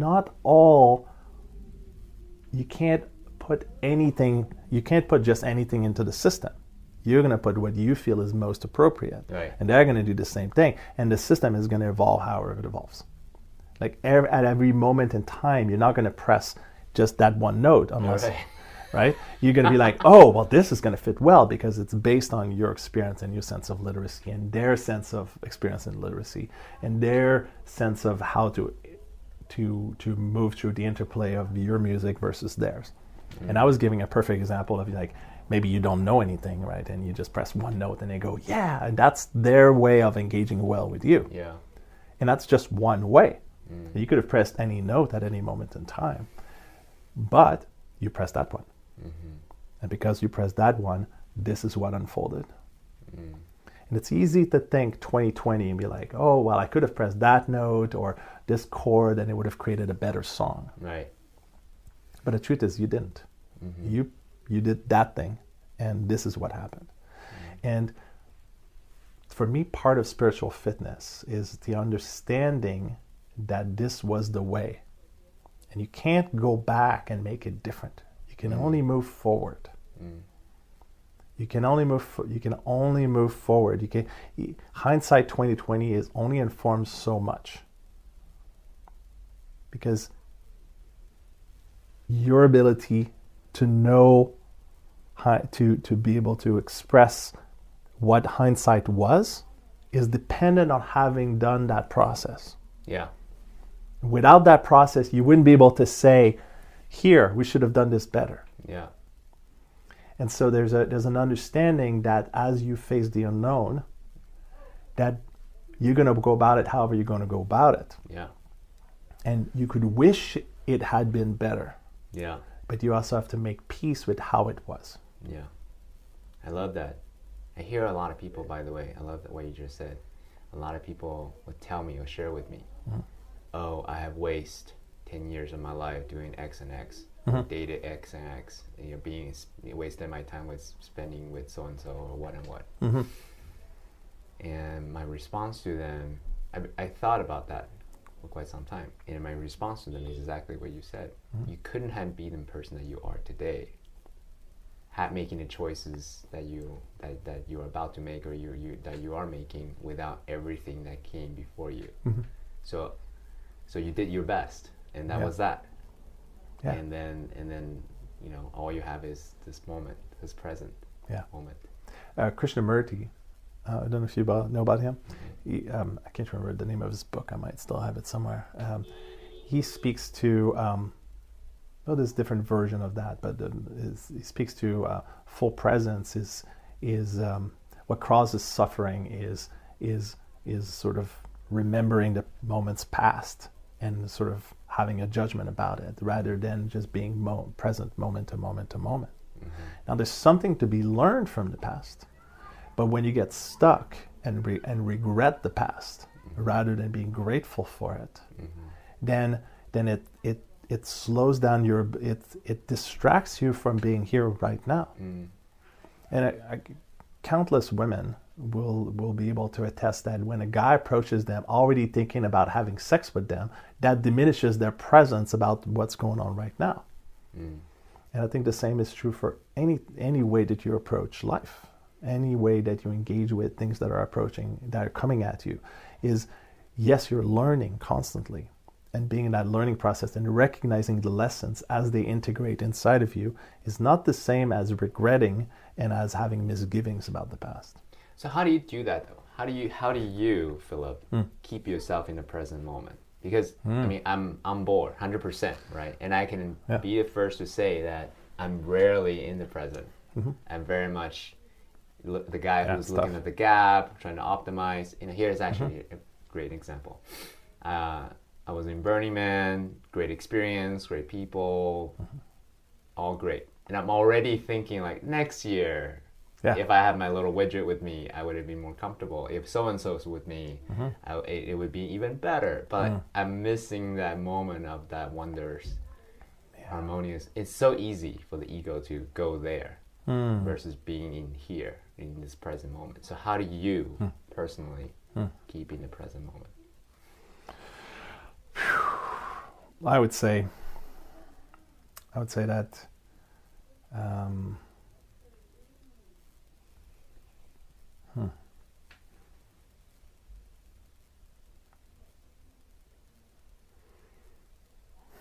I don't know that I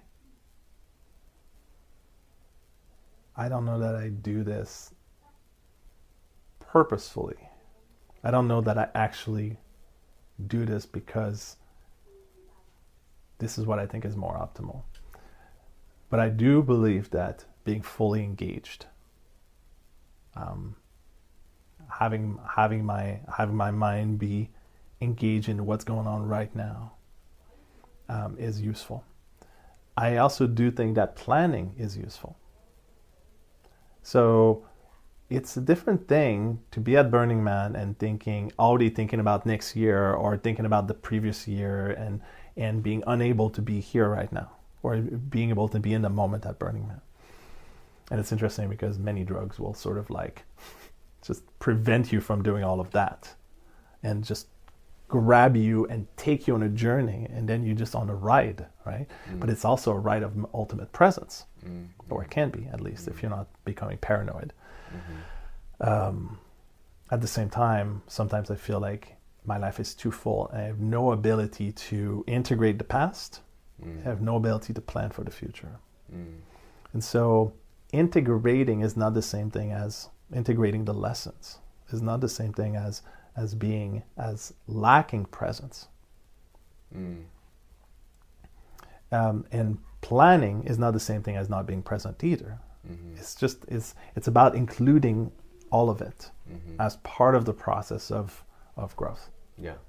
So how do I do it? Well, I focus on the things that are important to me. And by focusing, I mean, I don't mean dwelling. And I don't mean obsess. I don't mean dwelling on the past, and I don't mean obsessing on the future. So try to find that optimal place of I make the most of what's happening right now, which includes learning from the past and includes planning well enough that I'm not caught with my pants down, without being afraid. So I try to reduce the amount of fear as much as possible by planning well, but not overly doing it. Because if I overly do it, I know that I'm not going to know what's going to happen, but I also do know in the areas that I'm most skilled at that a certain amount of planning is actually going to allow me to be fully present when the moment happens. So tactically, tactically, Tactically, how do you do it? Do you do like a daily discipline, morning ritual thing? Do you do a nightly ritual thing? I make lists. So if you think about it, write it down. That's right. How you do it? That's right. Because otherwise, I feel like that thought will distract me, and I'll have to hold it. So instead, I make lists and I review the list. And if we lift this little shade, you'll see like a bunch of papers, placard, and that's my list. That's my pile of lists. This way, I don't forget anything, and I can be more present. So you have a lot of lists. Yeah, and that little pile right next to my computer, that's a pile of lists as well. As I'm just a very creative person, so I have lots of ideas, but these ideas I've learned distract me from the present unless I feel like they're captured. You purge it onto your list. That's right. I see. That's right. Okay, so if you don't mind, kind of go geek out a little bit. I'm a productivity geek. This is my jam. Right? Yeah. All right, so what's your systems of keeping a list? Because some people, right? So you use Trello, some people use the David Allen system, some people use list of lists, but ultimately, and then also how you use the list. Yes. Right, because some people, it's just purging is enough. You have it somewhere. You don't need to worry about keeping it in your head versus trying to integrate everything. And then that's becomes taxing too. Yeah. So how do you keep your list, two, use your list? Well, back to attention, right? If your attention is taxed, then you can't be fully present. Ideally, you're able to be fully present, which means you have a fairly large amount of attention on the task at hand. So unfortunately, it's not a perfect system. I tried to optimize it. Right, you're perfectly imperfect. Absolutely, yeah. And I try not to dwell on that. So it becomes fractal. I put things on paper. Yeah. I feel like putting it in an app is actually going to, it's going to get lost because there's no way that I can visually look at it. That I can put visually somewhere, that at some point, even randomly, I'm going to look at it.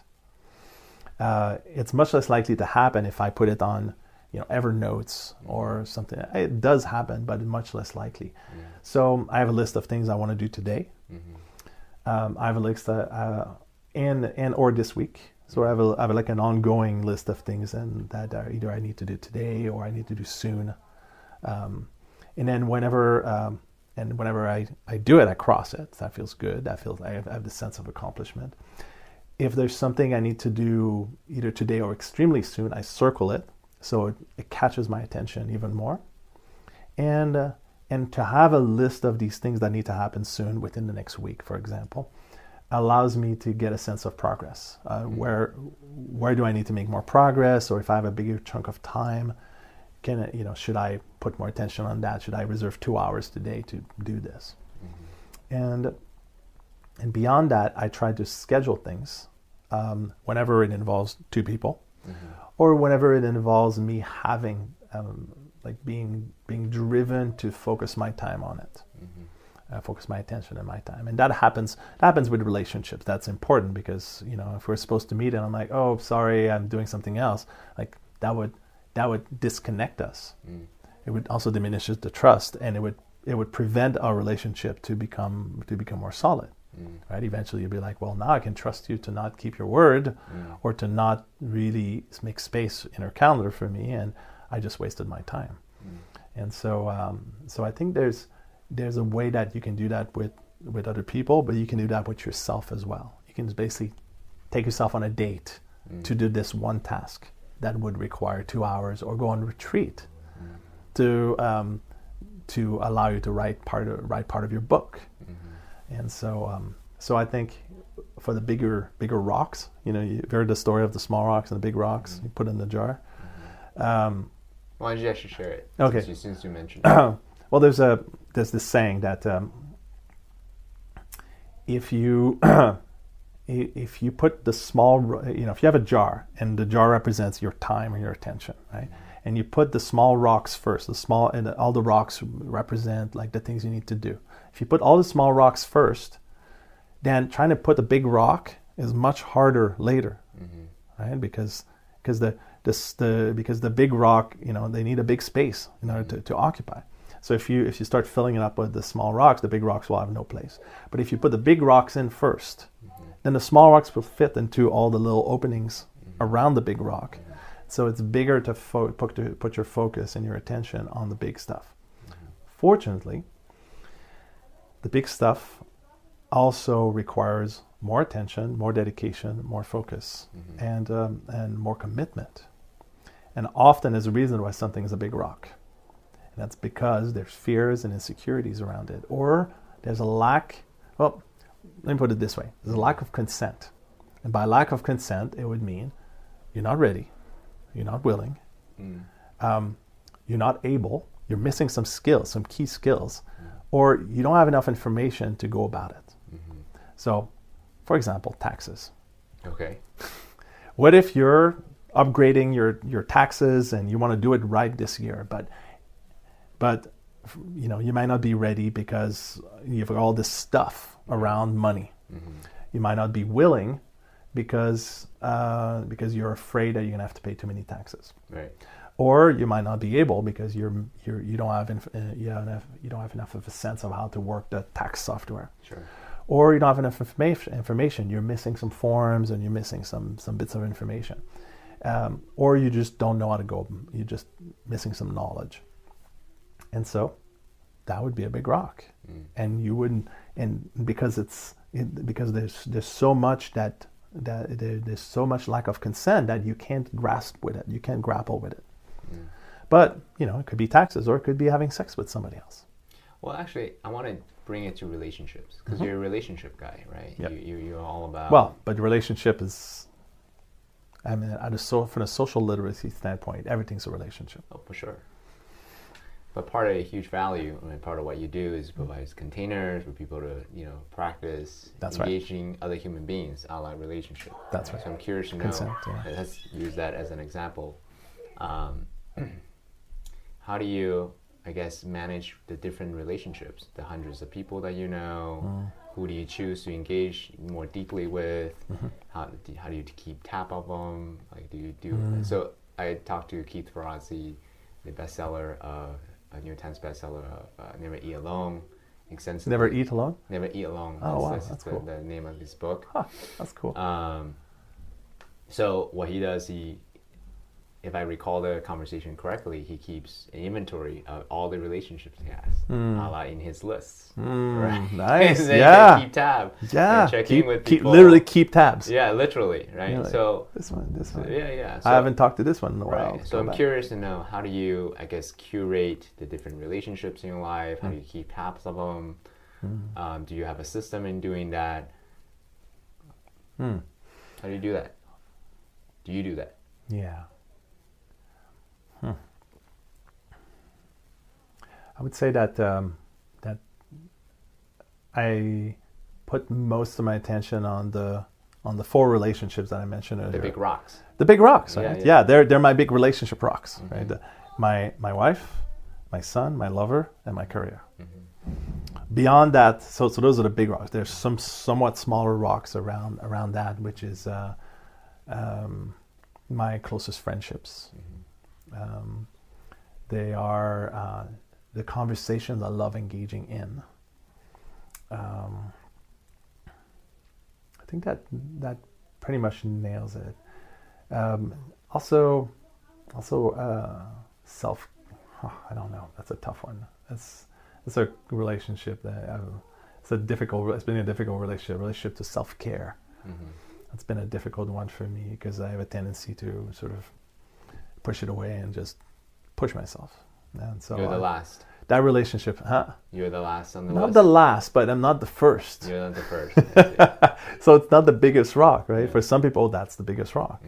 And I think that comes from some insecurity I've had in the past, where I felt like moving forward was more important than taking care of myself. And if you're growing as a person who has a career and you want to become the best that you can be, maybe you become more fit at getting shit done, but that doesn't mean it's healthy. And so part of being healthy is having a good relationship to your own needs and self-care. And self-care being the expression of how do you meet those needs. So that is becoming a bigger rock. And if I take good care of myself, then I can actually handle my biggest rocks more effectively. I mean, if I'm tired, if I'm hungry, if I'm not focused, it's going to be a lot harder for me to focus on my biggest relationships. So another way that I keep track of, not keep tabs as much as stay in integrity with my relationships is I keep track of communication. I make sure communication loops are closed. That gives me a sense that I'm staying up. I'm keeping tabs well enough with everybody who's trying to engage with me. Do you systematize it by calendaring a specific day or hours to do? No, I keep track on email, and I keep track of Facebook Messenger. Yeah, and just make sure that I don't have things that are that everything's been responded to. I see. That's pretty much the way it looks like. So your emails and your Facebook Messenger is your to-do list. In a way, in terms of communication and relating, yes. And that's not optimal in the sense that sometimes people miss me, and instead of reaching out to me and saying, "Hey, what's up?" they actually suffer silently. And later on, they're like, "Yeah, I really thought you were gonna reach out to me, and you didn't." and there's a sense of hurt around that. And so in those cases, I do my best to actually put them on my list. And so because I realize that there's a greater need, but also this can also be a moment where I get to say, this is how I engage with my deepest relationships, and I didn't realize that this was so important to you that you would feel hurt, that I wouldn't be reaching back out to you. And then I let people know, like, these are the people that I keep tab with. You know, my career and all the things that this calls me to do. I also produce events and trainings and the tantra trainings for another organization, and I create my own events. And there's so many little details that need to be taken care of that call for my attention. And I tell them, like, if you want my attention, I'm very easy to get a hold of. But it's unlikely I'll be able to reach out to you more than occasionally. Yeah. So this way they know. Yeah. And they know how the connection, what I'm able to do, what I'm capable of engaging with. Yeah. And then they can learn to trust me to be able to do that, and not try to trust me to be able to do something I can't. Yeah. No, that's a beautiful way to phrase it. I want to be super respectful of your time, so way over time. Would you like to partake in a little Sananga, and then we can wrap? Is that cool? Okay, cool. So I have a gentle Sananga versus the more intense Sananga. Oh, wow. Which one would you like to partake? I will go for the gentle. Gentle one. Yeah. Great. I'll just take a minute to put this somewhere, and then I will get my contact case just in case I need to take it off. Since you have this beautiful couch here, would you like to lay down? And yes. Okay, great. There's the case. There's the case. The other case. That case. There you go. Actually, we don't need this right now. Oh, are we going to start while it's happening, or? Yeah. Okay. While I'm in. And then I'll drop it in your eyes, close them, and then you can open them and let it roll around and have the experience. Okay. So close your eyes. And just got a case just in case that becomes. Of course. And I have eye drops too, so you can alleviate the pain if need be. Ready? Okay.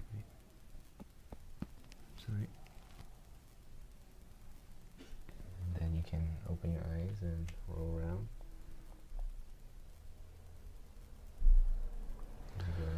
And breathe in your mouth.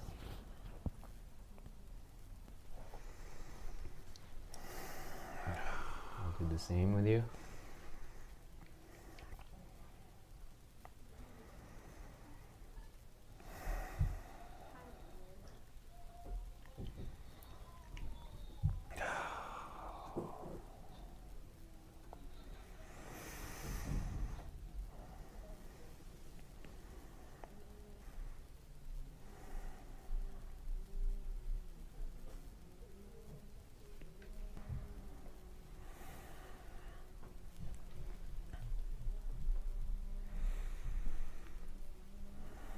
Yeah, definitely easier than the first time.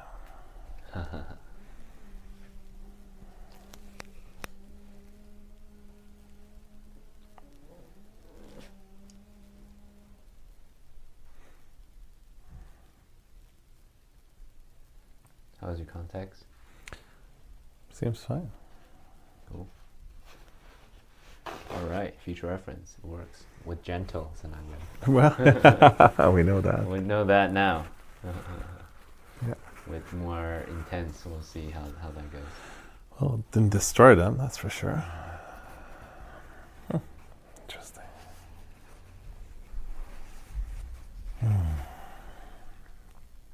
Yeah, another very somatic, intense experience. It helps to know, the first time somebody did it with, I did it with, she was like, he said, it's going to be very uncomfortable, but it's not going to hurt you. I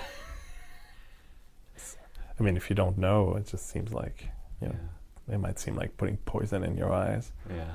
So it's good to have that sort of just like a very hot tub. Yeah. That's below burning temperature. Right. But your body might be like, fuck no. Yeah. this is understand. hurting me. Yeah. Shocking. Shocking, yeah, for sure. Yeah. Happy for your eyes. Yeah. You could say that. Another version of an intense experience. Yes.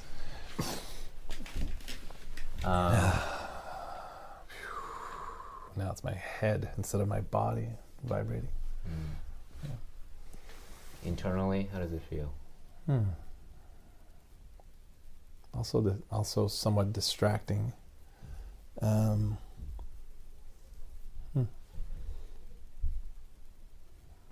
definitely also a sense of focus.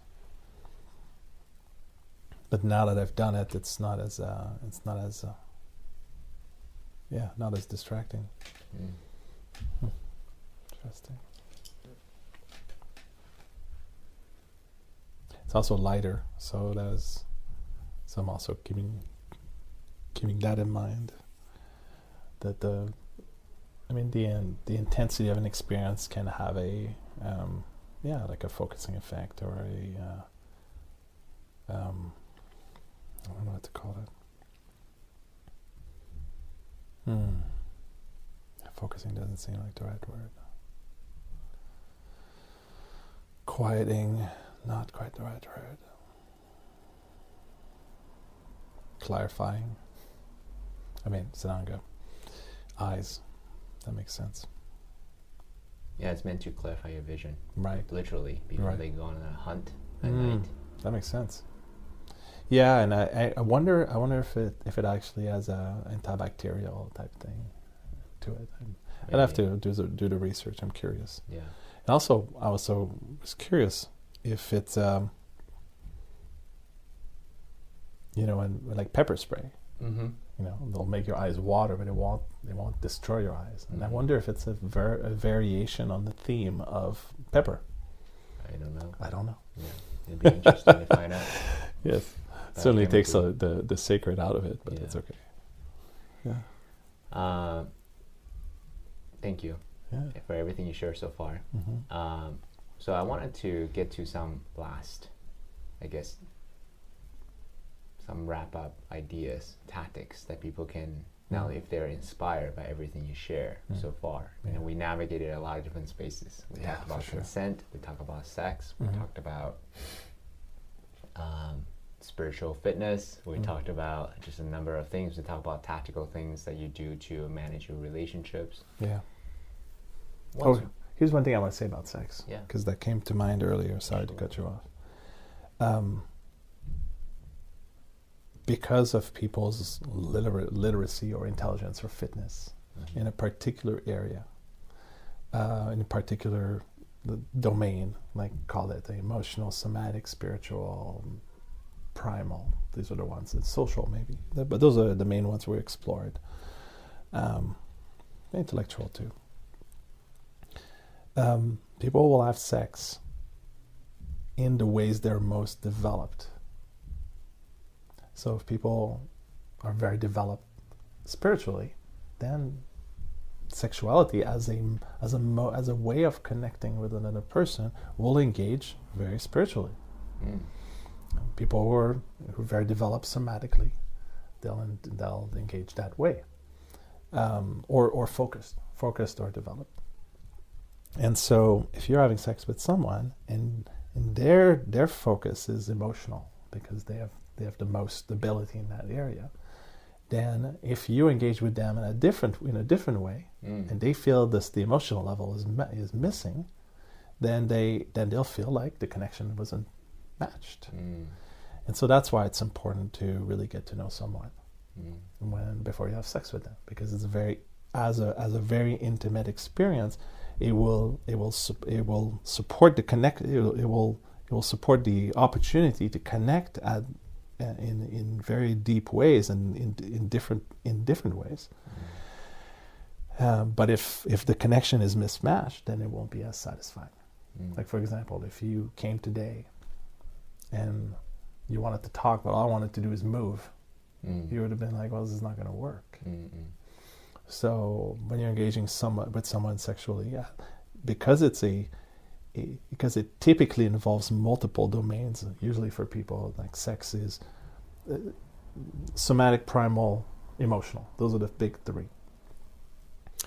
If you're connecting in ways that are different, there might be a feeling of disconnect, and then it won't be as good as it won't be as graceful, or it won't be as satisfying an experience. So that's what I'm trying to say. You can't expect people to engage sexually in the same way. You have to discover that, and as you discover that, you have to find the common ground where you can say, I really like having multiple orgasms because that feels good in my body, and the other person might say, well, I really want to connect emotionally with you. And then you have to see to what degree is your ability to connect at that level overlap with the other person's. This actually segues perfectly to the question I was leading to. Okay. To say people want to get better at these primal skills, Mm-hmm. it is super primal. It's part of being human. Mm-hmm.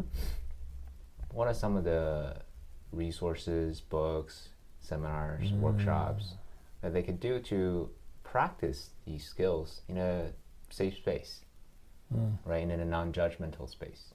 Wow, around sexuality? Yeah, around sexuality specifically, because I don't feel like it's not in the realm of my awareness, right? So I don't know. So since you're the expert, maybe you could share some resources that you say, hey, start here, right? Start here. Well, beyond telling people, go to my website and go to my classes. Yeah, what is your website? So people that are interested. www.exquisite.love. Exquisite.love. .love. Yeah, Okay. they have .love extensions now. Okay, great. And if you click, or if you go /classes, or if you go click the classes menu, and you'll see all the classes I teach, and these classes exactly answer the question of where they can learn these things. Okay, beautiful. I teach the things that I speak of. I teach people how to become more sovereign more sovereign in how they engage with themselves and each other, which is essentially saying become better at making better choices for themselves and each other, following their needs, knowing what their needs are, and what their pace is, and what their desires and what their boundaries are, and knowing the same thing about others, so that you can engage well, so that both people or everyone involved feels like they're getting their needs met, and they're feeling like it's going in a way that feels good. I love that. Thank you. So that's a great place to start. Yeah, and so I'll teach people how to do it emotionally and primally and somatically, primarily, these three. Not so good about the spiritual part, but as an organization I've been engaging with and supporting, because we have very similar values. We align in terms of morals, in terms of the importance of those values, and the order of priority of those values, and also around the values themselves. And it's an organization called ISTA. Spell it for us, please. ISTA stands for International School of Temple Arts. So what they produce, and what I support in producing, is tantra trainings. They're tantra trainings, which supports people in becoming more spiritually, emotionally, somatically, and to some degree primally more literate, more intelligent. So they have 3 different levels of training. There's level 1, 2, and 3. That's pretty straightforward. Level 1 is for people who've never done this kind of work. They want to learn to become sovereign. They want to learn to become more literate in these 4 different ways I mentioned. They want to learn how to make better choices for themselves and other people. And they don't mind, or they actually like the idea of doing it from a more spiritual perspective. Beautiful. And not just myself. Because there's a lot of neo tantra that's about just having better skills as a lover, but that doesn't necessarily engage the spiritual part. It does touch on the primal part. Often you hear classes that are more about the emotional and somatic, with a little spiritual kind of layered on top, but it's not well integrated. So I think ISTA is really great at that, because not only have they been doing these classes all over the world for the last 10 years, I think about 1,800 people have done level 1. And so there's a global community arising, And that global community is a group of people that you can literally travel anywhere around the world and find a place a couch to surf easily, and you can connect at the same levels. And people who want to develop themselves actively around these different modes of literacy, and want to find other people who are interested, at least to some degree, in doing the same thing. And so I think that's very powerful, because otherwise, walk around in your life like, who do you know who wants to develop themselves at all these levels? How do you find your tribe? Right. And the way you know your tribe is when you found people that want to explore the same value, express the same values through the same core beliefs or the same belief system, and are committed to some degree at growing in those areas. So I think it's a good crew, and so I'm supporting multiple trainings, and I think they're in 35 countries around the world every year. And so next year I'm supporting a training in Costa Rica, Honduras, Vegas, Northern California, Southern California. Oh, beautiful. Yeah. Great. Yeah, so it's very easy. You just basically sign up. It's a week. And you get to go through different rituals and experiences that support this growth process in a safer container, and it's as safe as it can possibly be, considering the kind of intense experiences that we're going through. Like today, we went through 3 different intense experiences, but it was in a safer container. Yeah. Doesn't mean it's perfect. Doesn't mean it's perfectly safe. I mean, one of us could have purged. That could have, there's always ways that we can get hurt. Right. So, but there's one thing about growth. Yeah. Is the optimal growth is the maximum amount is the maximum intensity that you can muster without getting hurt. Yeah. Pain is not harm. Pain is pain. I mean, we experienced it today, but it didn't harm us. But beyond that, there's still something to be learned, even when we get harmed. That's why people heal from trauma and actually become better than they were. Yeah. In fact, an optimal form of working out is the kind of workout that actually destroys your muscles just a little bit, so that your muscles regrow to become stronger than they were. Yeah. I love that, by the way. So one of the things I tell our podcast quite a lot is we wanted to be at the edge of our comfort zone. Yeah. Too little, we get complacent. That's right. Too much, we get burnt out. Yeah.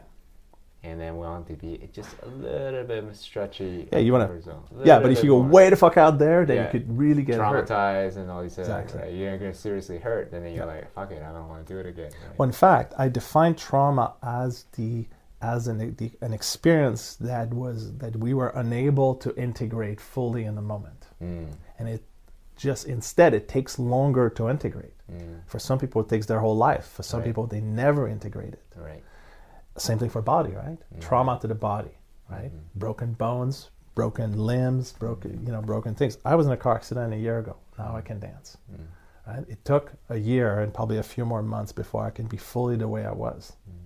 And I've learned things about my body, and hopefully my body will be stronger than it was before. Certainly more aware of it, and more aware of self-care. Philippe, I want to acknowledge you. I am acknowledging you for having gone all the places that we've gone, right? For having, willing and to go wherever this conversation took us. I so very much enjoyed it. You share so many gems of wisdom. Thanks for sharing yourself so generously. Yeah. I really appreciate the presence you brought. I really appreciate tactically everything you share. I hope people really look at these aspects fundamentally, as well as maybe in the specific area of sex, right? This is something that people normally don't explore or even think about, but it's such a fundamental, such an important human experience. So thank you. Yeah, there's a lot that can be learned through sexual engagement, but it's also extremely complex. And I think too many people approach sex as just a form of entertainment. When just like dance and just like music, there's an infinite amount of complexity that can be discovered, and not just because of the mode of engagement, but because of the people that are part of it. Everyone's infinitely complex. It's in that discovery that we discover ourselves, and we discover how to dance better together. Thank you. Thank you. All right, guys. Have a beautiful rest of the day.